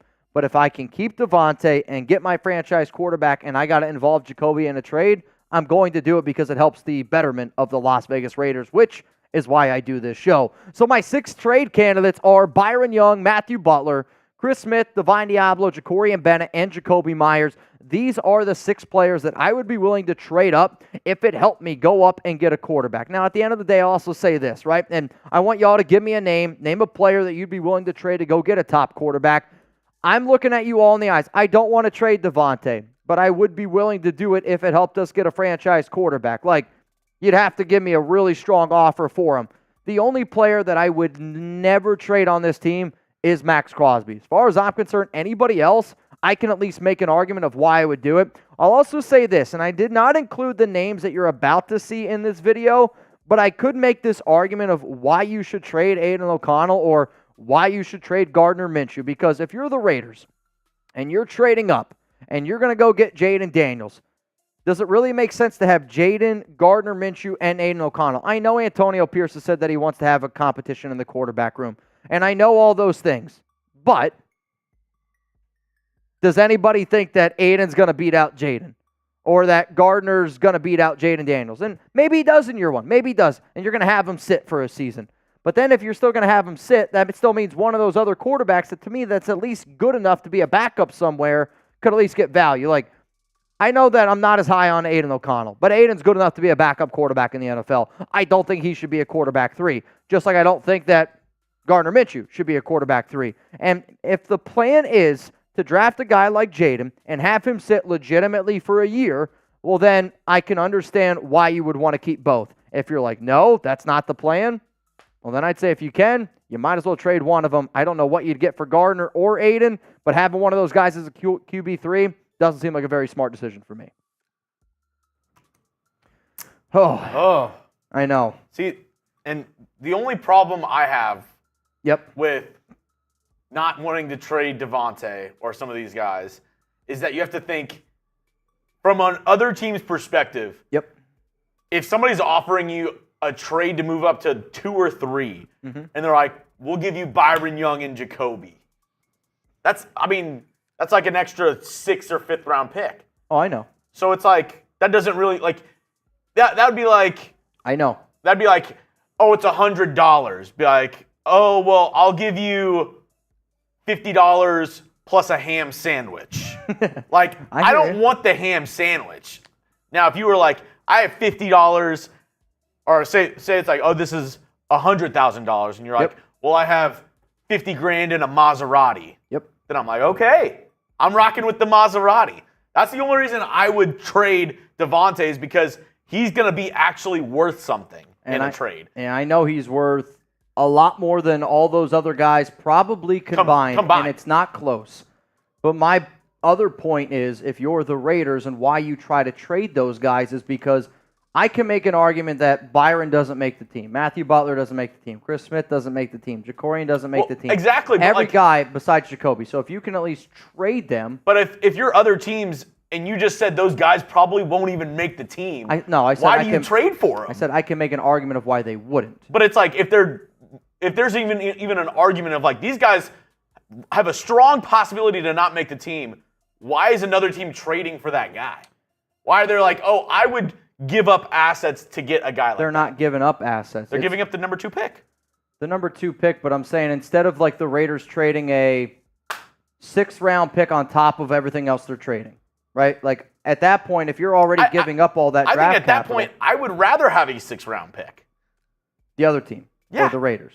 Yeah, if I'm the other team and you're like, you can either have a 6th rounder or Matthew Butler. I'll take a 6th rounder every day. Some teams, yes. But I think every team, yes. You think any team's like, oh yeah, give me Matthew Butler rather than a 6th round pick? I'm just trying to think realistic of like what teams would be willing to trade up for. My point is though, I bet you there are teams that had Byron Young as a 3rd round grade. I bet you there are teams that had Jacorian Bennett as a 4th round grade. And now like if you looked at that as a value as okay, 7th round pick or Jacorian Bennett, like okay, like maybe there's a team that would rather have Jacorian Bennett. My point with that video is if you're already going to trade up so many picks to go get your quarterback, then I would rather try to figure out a way where I can keep as many of my lower stockpile draft picks to get rid of some of those guys. Of course, like for the Raiders, that's better. I hear you. 100%. For other teams, like they're going to be like, We don't want your guys who you're going to cut. And they might not. They might not. And, I mean, I still think, like, Byron probably ends up making the team. Matthew Butler is an to me. Ja'Cory, I think, ends up making the team. However, though, I can make arguments why they would, which is kind of what I did there. So if you don't know if they're going to make it, maybe there's a team out there that did value a certain guy a little bit higher than other ones. Like it's happened. Like Neil Farrell Jr. got traded for a 6th-round pick where, you know what, it is what it is. And if that's the value, then that's the value. But it's a new regime, new team. And I just feel like when trading up, it's like adding such a non-factor to the trade. Yeah. Like it's like you're like in Madden, you're trying to do trades and you're like, oh, it's this far away. You add Matthew Butler, I feel like you're still this far away. Like they're just like, okay. And that's kind of why it's the cherry on top, where there's already a deal in place. And is this enough to maybe just get it over that extra I feel like that helps the Raiders out more of like they're saving money and getting rid of a guy they're going to cut anyways. I don't know. They're not always saving money in that situation. I hear your point. I do. I mean, the only players that I think, like, based on the value of the names I just talked about, Jacoby probably has the most value. Then I'd honestly say it's probably Divine Diablo, like Byron Young, and then Ja'Cory. I feel like Jacoby and Divine are guys that you could throw in a trade and it make to go up that far. But the other guys, it's like I do think Byron Young has a lot more pedigree just because, one, he's an Alabama guy, which people value that, and he was a 3rd-round pick. And it's just 1 year removed, and he was injured last season. So it's like, I do think that a team would be like, all right, you know what? Here's everything. We'll take Byron too. Yeah, I mean, it would be a throw-in. It wouldn't be like adding value. It would be like it'd be a throw-in. Yeah, it'd be like, but it wouldn't like push the trade. Like if I was like, we'll give you 3 first-rounders, 2 seconds, they wouldn't be like, only if you throw in Byron Young. Correct. Correct. No, I hear you. Matthew Butler or the deal's a no-go. Oh, man, I guess the deal's a no-go. All right, y'all, I'm going to change my jersey here real quick. I don't know what time. I'm going to set up the next races that we got going. Got the Los Angeles region bracket. We had a couple of upsets. We had Paul Ruiz beating Trivan, the number 1 seed, and Jose Corona taking down Ray Aguirre. Now, I don't think a 16 seed has ever made the Sweet 16. So we could have some history here on the Raiders Report today. Something that has never happened before. I think we got to go we haven't done it in a minute. You know what? I'm going to do it. A little El Clasico. Which one? The duck? Sometimes you just got to go classic. You just got to go with the classic duck? Like, there's a reason why the Big Mac is still on the menu. It's a classic. That's fair. I also just saw Anthony Green is in, so $20 Venmo right now for a chance to win $80. All right. Right now to win 80. All right, so we got Paul Ruiz up against Corona. 30 seconds, winner advances to the Sweet 16. I mean, this is a big one here. This is for history. This is for history. All right, here we go. 3, 2, 1. Run it. Out to an early lead there by Corona. This one weirdly reminds me of the race where the guy had his one hand up the whole time. Yeah. Jason E.B. Though Ruiz starting to fall back here a little bit more. 13 seconds to go. I wish they both would stay on screen. Oh. See, usually when that happens, Corona's going to have enough to hang on here. I don't think Ruiz is going to have enough. He doesn't. Wow. Jose Corona advances to the Sweet 16. Oh, my goodness. Wow. I thought it was going to be a comeback. I'm not. At first, I was like, oh, this is bad. A classic Kim Kardashian story. So that means Jose Corona advances in the Los Angeles region to the Sweet 16. I mean, Jose's had to go through Ray Aguirre and anybody that takes down number 1 seed Trivan. I mean, you got to be able to respect it which now means Rob Fravor going up against Scott Eckert here. A highly contested matchup here. Yeah, this one's going to be interesting. Rob and Scott are two duck race legends here.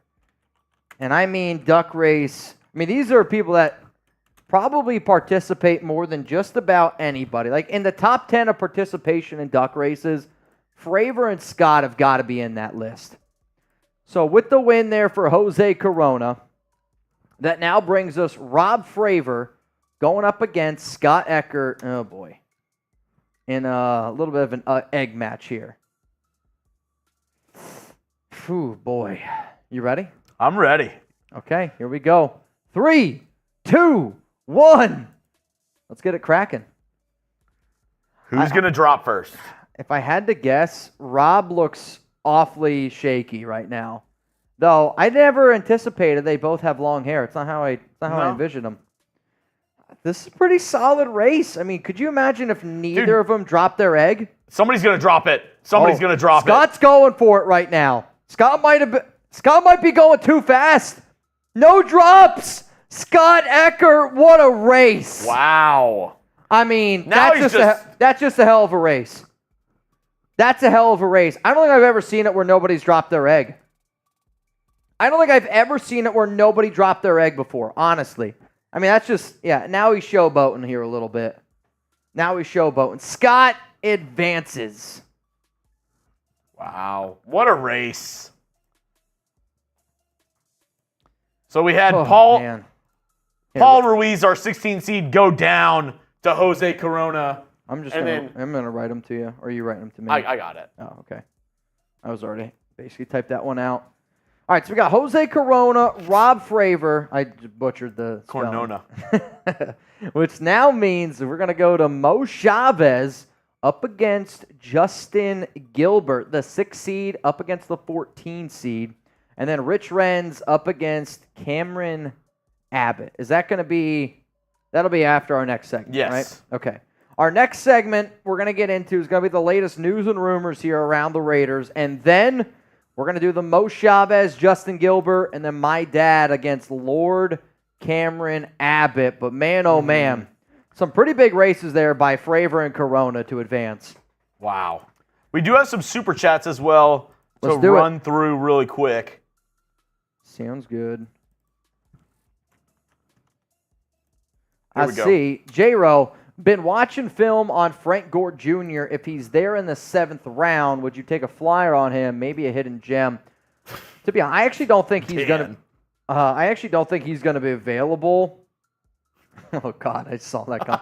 I don't think he's gonna be available in the 7th round. Bad Dan. Based on name value. Bad Dan. I think Frank Gore Jr. does go a little bit earlier. I mean, if you're the Raiders, though, I'll say this: I will never get upset about a 7th round pick. It's a 7th round pick. You take flyers. Like, that to me is where you take shots on upside guys. So, some people would give Fs for 7th round picks. And they're also not here anymore. But, like, 7th rounder, I'm looking for special teams guys, good locker room fits. But if you think that you can potentially find a legit starting running back like an Isaiah Pacheco, hey, go for it. Special teams, special players. Let's go to Rebel.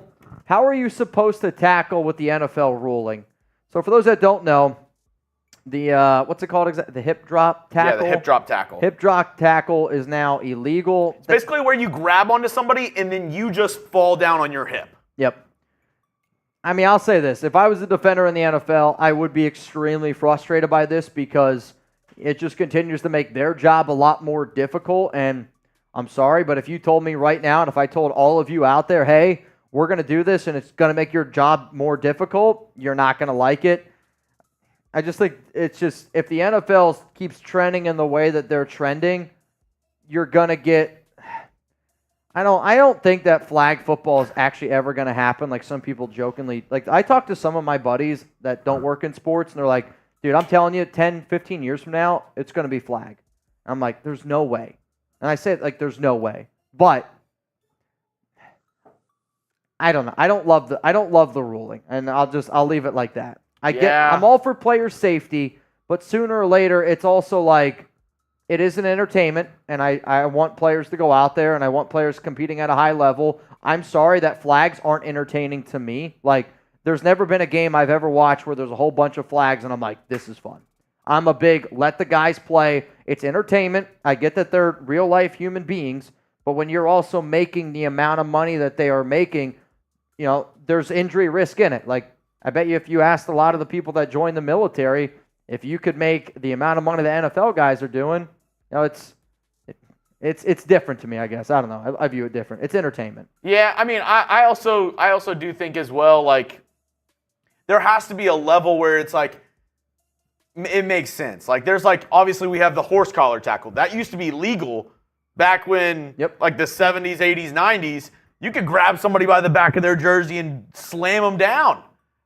You can't do that now. So there's somewhere it's like, okay, that makes sense, like this and that. But this is where it's like getting into that gray area of like, also like, how do you even call it in real time of like, oh, this guy dropped his hip. Like, I think what you're going to see is the frustration of when a quarterback slides. When a quarterback like Patrick Mahomes slides and a guy literally just running full speed is running and he slides down and there's a little bit of contact, flags come out, right? Like, to me, that's what this rule is going to turn into. It's going to turn into which guys probably trying to get hip tackled. I don't think it'll ever be two-hand touch, but I think it'll be a give and take with some of the stuff that happens. Because I see Dre saying UFC is going to change to all of a sudden, which I don't see how that could ever happen. But if you do watch, have you ever seen UFC 1, like the very first UFC?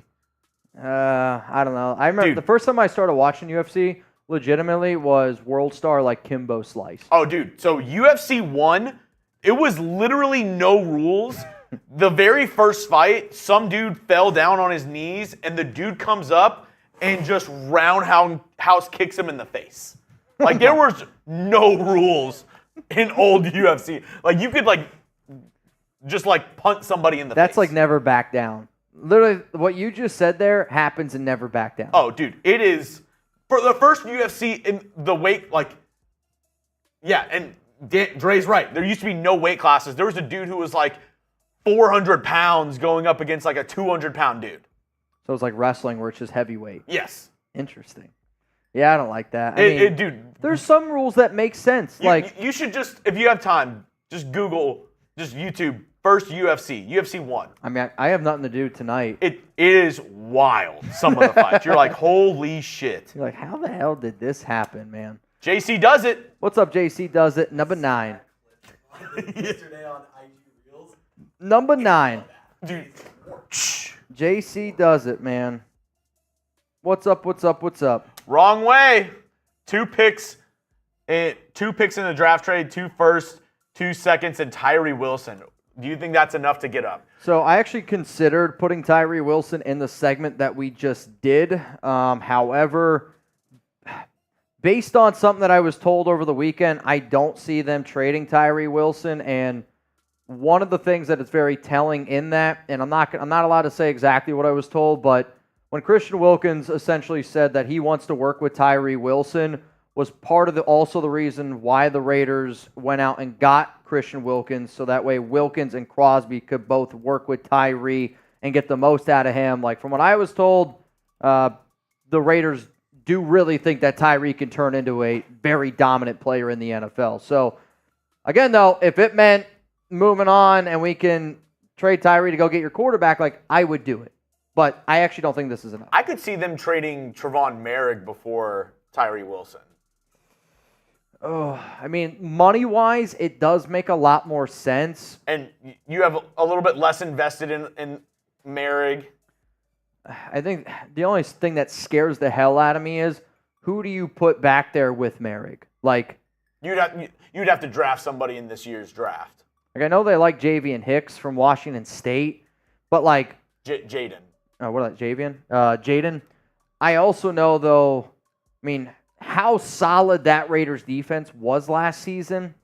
Like, I don't know if I'd want to break that secondary up. I mean, Epps and Merrick were really, really good. You got Hobbs and Jack Jones, expecting big things from them. You find another corner, and your secondary is pretty locked in. What up, David? Hey, Mitch, what are some mid to late round draft running backs that you can see the Raiders picking up? David, how about this? I put out a video literally that went out today. It went out at 11 p.m. a.m. 11 a.m. Eastern time. I'm trying to figure out how to say it. And it was basically my top players that I would target at every single position. Picks, like for the Raiders, picked like 13, 44, like guys that I target in mock drafts. There's probably close to 100 different prospects that are in that video at all these different positions. But if you want to look at the running backs one, you can see some of the top RBs that I target in drafts. But like the names that I'll always say, and if you watch the show, it's Marshawn Lloyd, Ray Davis. If you told me right now the Raiders want to take a running back in round 4, round 5, and I could pick any of the bunch, best value, Marshawn Lloyd, Ray Davis to me would be my top 2 picks that I would have. I also do like the back from Notre Dame. I thought that his combine was pretty bad. His pro day was a lot better, and he's a good running back. My other favorite running back late in 7th round, he's from Troy. Look him up, Vidal. What up, cruising? Kamani Vidal. I was literally about to say they're getting softer. Me being in Afghanistan, I wish I made millions for supporting this country. What's crazy, Killa, is one of my really good buddies, and Nico, you could probably speak on this, or any veterans out there.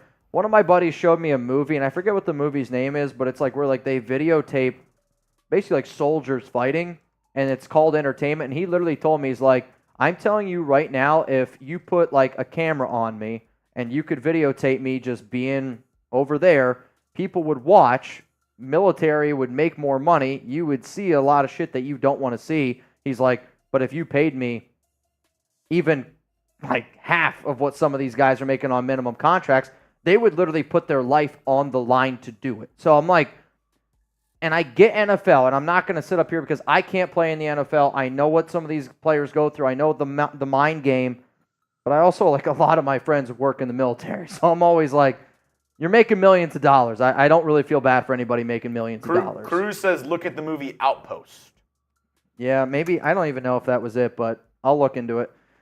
It isn't all hip drops. It is tackles with both hands, dropping all weight and landing on the player's legs below knee. Not as bad, but still fantastic. And what's going to be difficult is if you're an NFL defender, right, and you're going up against world-class athletes, which NFL guys are world-class athletes. Like, I even think about my old school days playing backyard football with your buddies, and it was tackle. I mean, imagine if you, like, playing with your friends, you told them, like, you can't hit basically from here up, and you also can't hit from the knees down. Like, I get it. You're aiming here. But I also know a lot of people, like running backs, when they run, or whatever position, some of them get low. Some of them get crouched down. Like, you're making the strike zone a lot smaller here for some of these defenders. What's up, Nathan? They need to have an asterisk at the Hall of Fame when football was football. It's kind of like the steroid era. And there's going to be different rules, and that's why a lot of times I'd get so angry. I hate bringing up the name all the time on the show, but Derek Carr, when people were like, oh, Mitch, look at the numbers of Derek Carr. He's a Hall of Fame quarterback. He's not a Hall of Fame quarterback. He's just in an era right now that is very quarterback-friendly, and that's why you're seeing a lot of these offensive numbers being put up. Like, back in the old days, like, receivers weren't running across the middle of the field as often. Guys do it now because they're not afraid of anything. You just go across the middle of the field in the old days, and you catch the ball, guys would fall down because somebody's going to come in and take your head off. But it's a different era. But I'll also say, like, I want players to be healthy. I want guys to be on the field. The NFL needs to figure out, though, is this an entertainment? And it is an entertainment, which players these days are painting their fingernails and doing TikToks. I'm 2 days into college. I don't have a problem with all that kind of stuff, but the reason why NFL players are paid the money they are is because you would if you were losing. What? If your quarterback, you just lost the game and your quarterback was doing a TikTok dance after the game. Oh Christ, yeah. I'm saying, like, right now, like in the off season, I don't care. I mean, I'm telling you right now, like if Caleb Williams took the time to paint his fingernails and go out there on the field and he were to lose a football game, I'd get mad about that. I'd say, why didn't you take the 5 minutes that you painted your fingernails to study a little bit more tape? Sounds ridiculous, but I would. That's so not fair. How? Somebody eats an apple before a game. That took 4 minutes to eat that apple. That's helping you. You took a shit. That's 4 minutes that you took a shit. That's helping you. You listened to a song. Motivational, getting you psyched up. Keep going. That's motivational. Is it? For him? Oh, all right, maybe. To each their own. You talked to a young fan in the walkway and gave him an inspiration. That's 5 minutes you could have been checking your playbook while you were talking to that poor kid. How do you know he's poor? No, like sad kid. No, I know. I hear what you're saying. There's certain things that when it happens, I don't love it. Quarterback's got to be a little bit different. All right, let's go to this next segment here. The next one's going to be around some Raiders rumors. Ray says Chugs is against Mitch today. Chugs is on one today. Chugs is on one today. I know he came ready to fight, which I like. Coming up next here on the show, we're going to get into some Raiders rumors. If the Raiders draft JJ, Mitch has to paint his fingernails. Big Luck, deal. Wait, what do you have to do? Big Luck said if the Raiders draft JJ, Mitch has to paint his fingernails. I'll make you a deal. Every game day. That's not going to happen. It's just not. There's no way I'm going to do that. I wouldn't. 5 minutes or No, 5 minutes worth of graphics you could have been. I'll tell you what I'll do. If the Raiders draft JJ McCarthy, tattoo. no, I will go to the nail salon with Alex. I'll go to the nail salon with Alex. French tips. Sure. I think that's the. Okay. That's the. I got to wear them then for 1 week. 1 week. French tip nails. Dude, I don't know if I could type. How do I type? I'm not getting anything ridiculous. You already said it. Nothing ridiculous. Deal. They're going out this far. No, they're not. It's going to be like that. Have you seen that Family Guy skit where he's like the... Peter. May I help you? Yeah. Dude, that's one of my favorite Family Guy skits.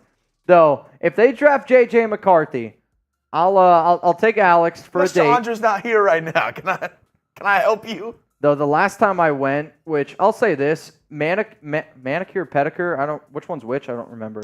Manicure is your hands, pedicure is your feet. The person that was doing my feet, I'll tell you what, they were like, this is bad. Trace just messaged me, Raiders are so drafting McCarthy. No, I hope not. No. Raphael, Cardi B nails for a week.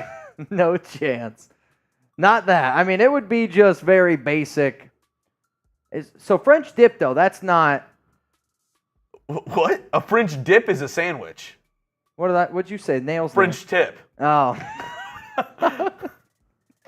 That's just the top of the fingernail, though. I think that's what Alex gets. A French tip is the one where it's like a color right there and then the ends are white. Yeah, that's. But they're going to have to put fake ones on you. Yeah, but there's different lengths to the fake nails. Yeah, you can choose the length. Okay. Like, do you want it to like 3-inch or? Yeah, we'll cross that bridge if it ever happens. But good James Lord. says good luck wiping your butt. Oh, dude, actually, I didn't even think about that. Oh God, that's gonna be amazing. Dude, Alex is gonna hate me for a week. And honestly, how do you do that? What? How do you wipe your ass with fingernails? DK? I don't even know how that's possible. Every time I'm going to have to shower. Every time. It's going to be a disaster. All right, y'all. Let's get into some Raiders rumors here. We're going to be talking about Aidan O'Connell, Gardner Minshew. AP, he really hyped up J.J. McCarthy today, but I think I know why. And then even more speculation around the Raiders potentially trading up for Jayden Daniels. And there was a lot of stuff around J.J. McCarthy today. So we'll get into all of it. A lot of smoke. A lot of good smoke, too. A lot of good smoke. Oh, fuck. Sign me up. I'm down for some good smoke. Down for some good smoke here on the Raiders Report. All right, y'all. Let's get into the show right now. Raider Nation, coming up here on the Raiders Report, Aidan O'Connell versus Gardner Minshew. We'll kind of talk about the latest quarterback battle from Antonio Pierce. He spoke today and had a lot of interesting words out there. He also hyped up J.J. McCarthy, and if you haven't seen the recent smoke around McCarthy, you need to stay tuned because smile on my face. Then, more updates here around the Raiders potentially trading up and trying to get their guy in Jayden Daniels. Wait till you see what Antonio Pierce had to say if he could end up doing it. So if you haven't seen some of the new reports out there from AP, this is what he had to say on Aidan O'Connell, and I had probably close to 100 people message me these words saying, Mitch, have you seen what Antonio Pierce said about Aidan O'Connell? At the end of the day, listen, Aidan O'Connell played his ass off. He did a hell of a job for us. You're talking about a kid that has the mental toughness to play in the National Football League. Whatever happened and whatever we do, it has to go through Aidan O'Connell. Being honest with you, because he's earned that right. Like anybody else, it's all about competition. And if we can make the room the most competitive room on our team, the quarterback room, will be a good football team. The way that I would kind of say of what I need to say of what Antonio Pierce said was, first off, Aidan O'Connell did not do a hell of a job. I mean, let's be real. He was a below average quarterback for the Raiders when he started. Can he maybe get better? And I'm hoping that he gets better. Of course I am. If you get a quarterback that you draft in round 4, they get better and better. That's just more trade value down the road, or he ends up being a good starting quarterback. However, though, the Raiders quarterback battle should run through Aidan O'Connell because he's the only guy that was a quarterback on last year's team. Plus, all you have is Gardner Minshew right now. Like, if you want to gone out in free agency and brought in a guy like Kirk Cousins, this wouldn't be a conversation. It's a conversation because both Aidan O'Connell and Gardner Minshew, I can make reasons why both of them deserves to start. And Pierce does just want good competition. He should want good competition at every spot. But what do you expect him to say at this point of the offseason? And the way that I know that he wants good competition, this is what AP had to say about Gardner Minshew. Like, he beat us. He's a competitor, and we want competition in that room.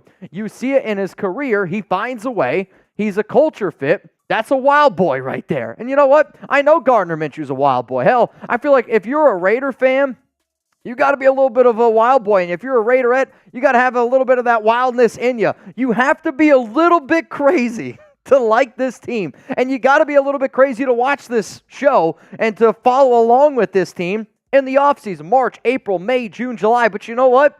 I want some wild ones around here. I love people that care so much about a football team, that care so much about the nation, that cares so much about a show that you do take time out of your day to watch May, June, and July. That's why I think Raider Nation is built totally differently. It's why I feel like I just belong. Like, I have never felt like I belong to a sports team my entire life. And I'm a Raider fan because of all the nation, because of the crazy ones out there, because of the wild ones. So if you're a little bit wild and you're a Raider fan, hit that subscribe button. I promise you, we're the channel for you. Now, my take here on AP creating competition at the quarterback room and giving everyone a chance is smart. No doubt about it. Chugs also wants y'all to type me down below if you're a crazy one. I think is what I heard, right?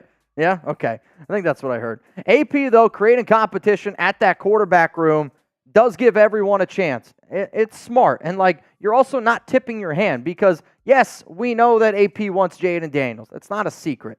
But I also don't think it's smart to tip your entire hand based off of what you could potentially do going into the NFL draft. And you could say Gardner's the quarterback one, which maybe I should put Aidan as the QB1 for this graphic. This is just based on what I personally believe is the best fit for the Raiders right now. And it's going to be an open competition the entire time.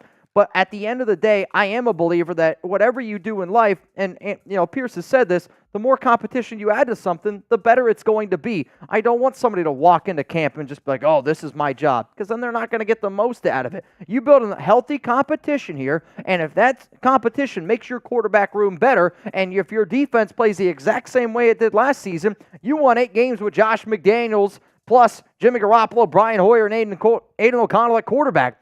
If Aidan gets better, or if you get better quarterback play, you can legitimately win 10 games. That puts you in the shot for to make the playoffs. But this is the question here. Who ends up winning that quarterback battle? This is going to be the pinned comment on today's show. If you think it's going to be Gardner Minshew, type GM. If you think it's going to be Aidan O'Connell, type AOC. Because, yes, right now, Aidan probably is the quarterback one.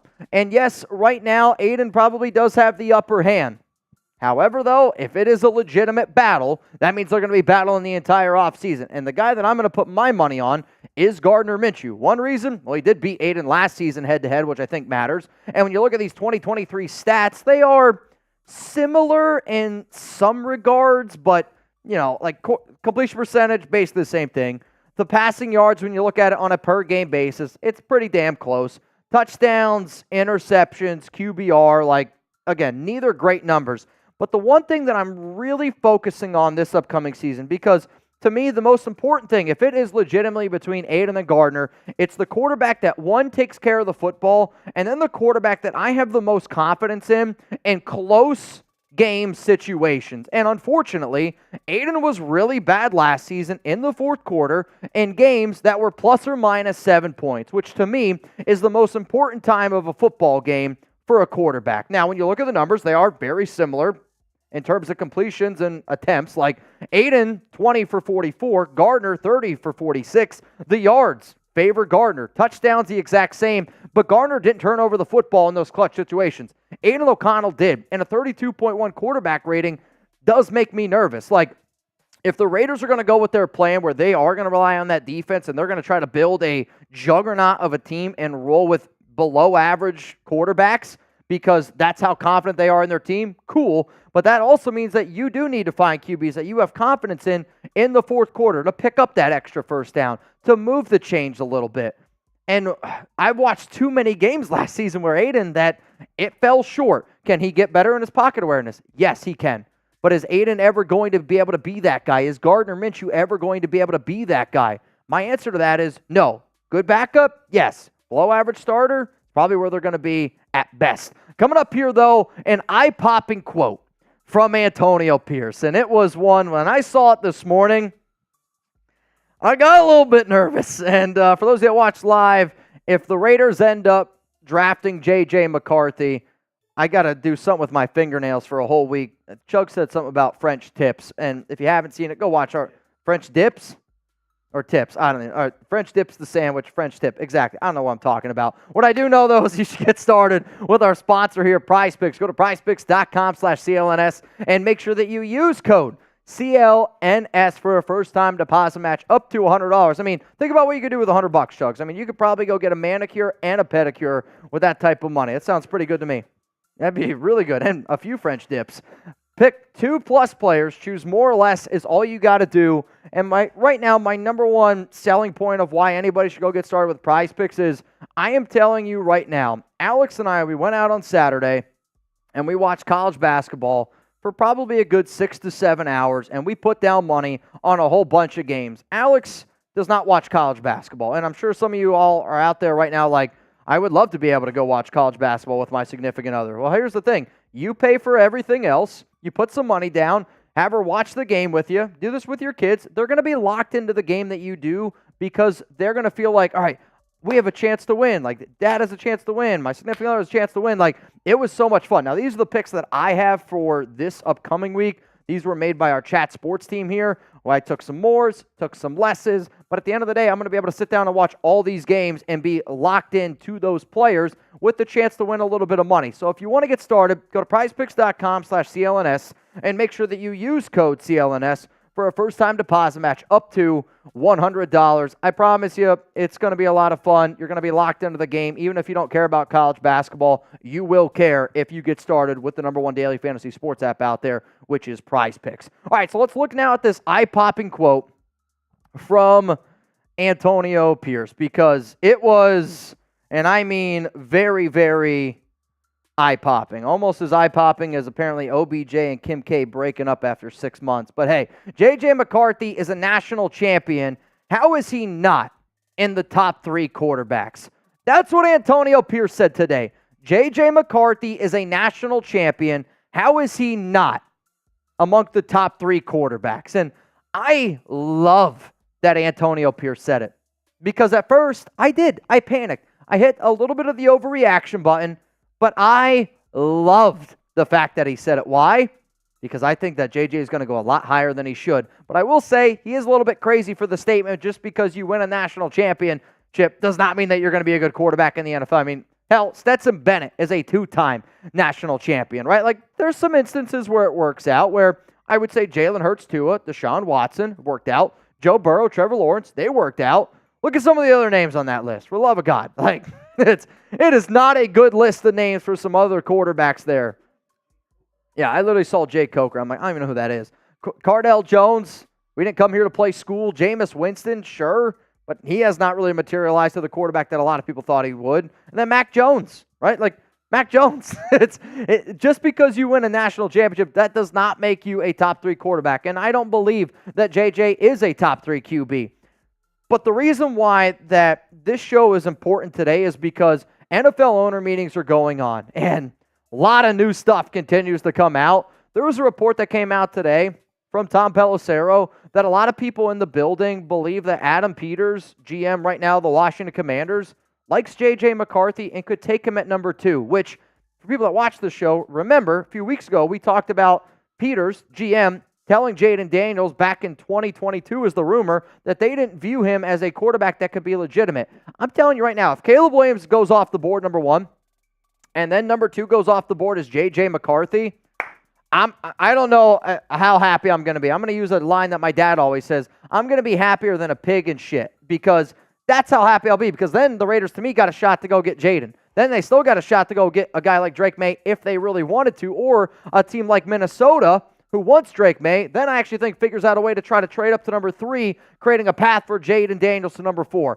Point is, lots and lots of stuff continuously going on here, but the one thing and the reason why I wanted to talk about this is because if Washington does take McCarthy at number 2, and there's rumors around the Patriots wanting to trade back at 3, that the Cardinals could trade back at number 4, the Raiders still have a shot to trade up and go get a quarterback. And Pierce is right now at the NFL owners' meetings. He's been talking to the media. He was talking with, I saw Vic Tafur to Sean Reed today, a bunch of these guys that are Raiders beat reporters. And one of the things that Pierce said was asked, so are you moving up to get Jayden or what? Like, when somebody asks a head coach like that, and for their response to be, you got the pick?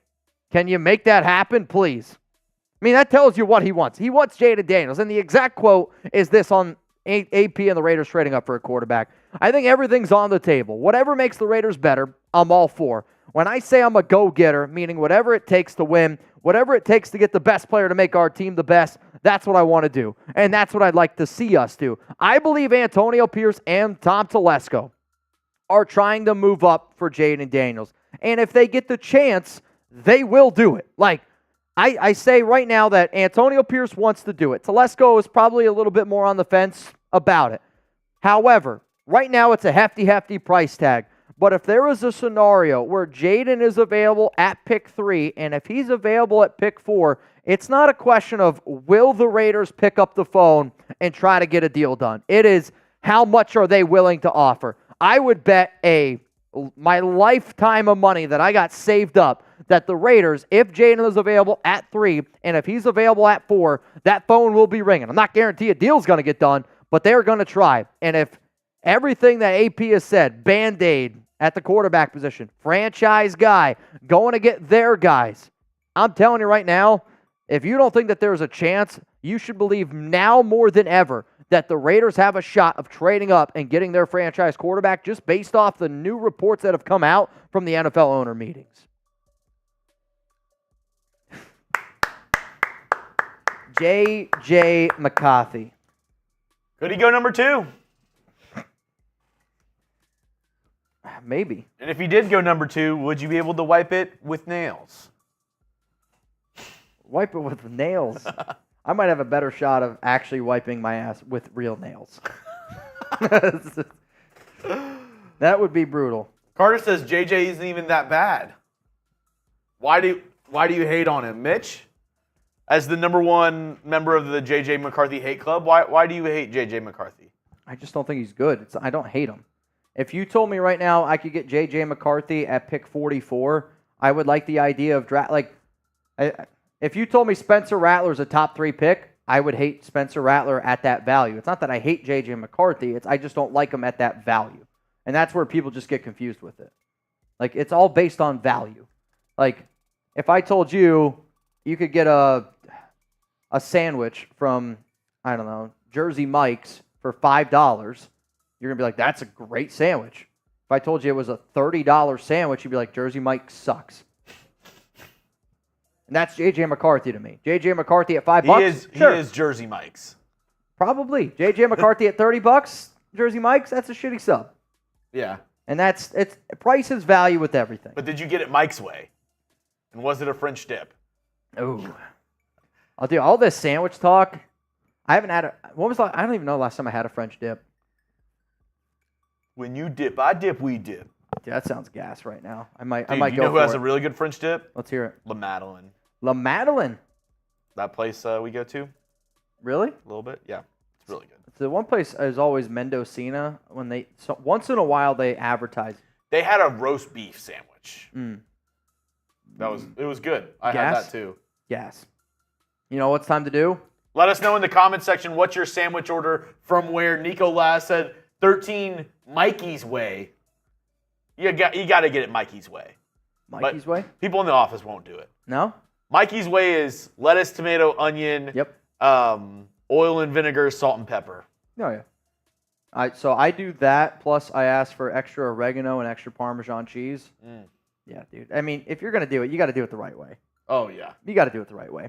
All right, y'all. We got 2 more duck races to do today in the Los Angeles region. And then I got 1 more duck race, which is going to decide who ends up winning some money. Remember, if you want a chance to win some cash, $20 Venmo at Mitchell Renz 365. And after these 2 duck races here, we're going to go ahead and run that one. The last few names that I've gotten in, Randall Carter, Scott Eckert. I see Steve Pena. Hope I pronounced that right. You in. Anthony Green. So as it stands right now, we got 11 people in for a chance to win. Right now it'd be $110. It's not bad. $110 here on the Raiders Report. Okay, so 2 duck races, and then we're going to get into this duck race. Sound good? All right, so the first one coming up here is our 14 seed against our 6 seed. Winner advances to the Sweet 16. You ready? Here we go. 3, 2, 1, let it ride. Evil Mitch says the Chum Bucket slaps. I will say the Krusty Krab has always been a place that I'm curious what their burgers would taste like. Though, burgers under the water, maybe not great. The 6th seed, pulling ahead here. This looks like, what's the creepy episode? Gilbert! The creepy episode of South Park where all the little forest Justin animals. Gilbert! Gilbert! What a race here. Wow. I'll tell you what, this 14 seed wants it. And Justin Gilbert over Mo. Picks up the dub over Mo. That's a big win there for Justin. Big win for the program. The 14 seed advances. Do you know what I'm talking about, though? That South Park episode? Yes. Where there's like Dreamland and they're like, oh, these animals are fine. And then they're not. Yeah. I can't use the word, but it rhymes with grape. That episode. Yes. Where they're like the forest creatures. Correct. And like they're like, this is like where all the bad dreams like go. And somebody's like, why are all these like little forest creatures here? Imagination Land. Yes, JMOH. That's an episode. I'll tell you that. That's one of the episodes with Hanky the Christmas Poo. Is it? Mm-hmm. Daniel Jimenez, you in. All right. Now we have a highly contested matchup. My dad up against Cameron Abbott. I talked to my dad this morning. He told me he was a little bit nervous about this matchup. I mean, definitely the underdog, but when you're the underdog, you got nothing to lose. You got nothing to lose. I will say a 14 seed and a 10 seed would be pretty electric. So we're going to go snowman race here. The last race of the day for March Madness. Tomorrow we will do the Oakland side of the bracket and then the Brockton side as well to see who also advances to the Sweet 16. Here we go. 3, 2, 1, run it. Lord Cameron Abbott against my dad, the number 10 seed here. I mean, right now Cameron's got a little bit of a lead. I'm wondering different hat colors, different scarf colors. This is going to be close. If I had to bet on it, I think it's going to be Cameron. Richie! I think it's going to be Cameron. Richie! Richie's about to put this. Oh, dude, I don't know. Cameron Abbott! Wow! Picks up the dub and Richie melts. I mean, I just think he went a little bit too quick. Yeah, he blew his load a little too early. He blew his snowballs a little bit too early there. Lord Cameron Abbott survives and advances, which means it's going to be the 2 seed up against the 14 seed. That's a big win. Big win there. All right, so just a reminder of all the winners that we had today. We will update the brackets. Our graphics are a little bit... And then tomorrow, Yes. here are the matchups we have. Patrick tomorrow. B versus Randall Carter. Correct. Troy Williams versus Adriano Martinez, a.k.a. OC. Yep. Nico Laz versus Rodolfo.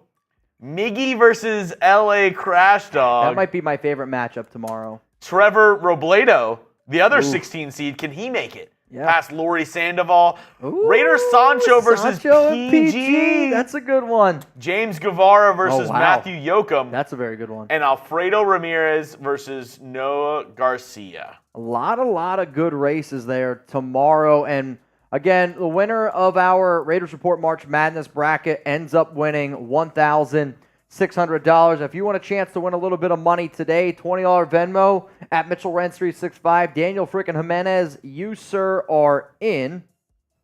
So what's going to happen here is I am going... Nico said the old Renz family curse. The old Renz family curse. You're going to have to go to that sleepaway camp, Greendale, and go catch the... What? You know, where you dig the holes, and you're going to have to go get the treasure chest to reverse your family curse. I have no idea what you're talking about.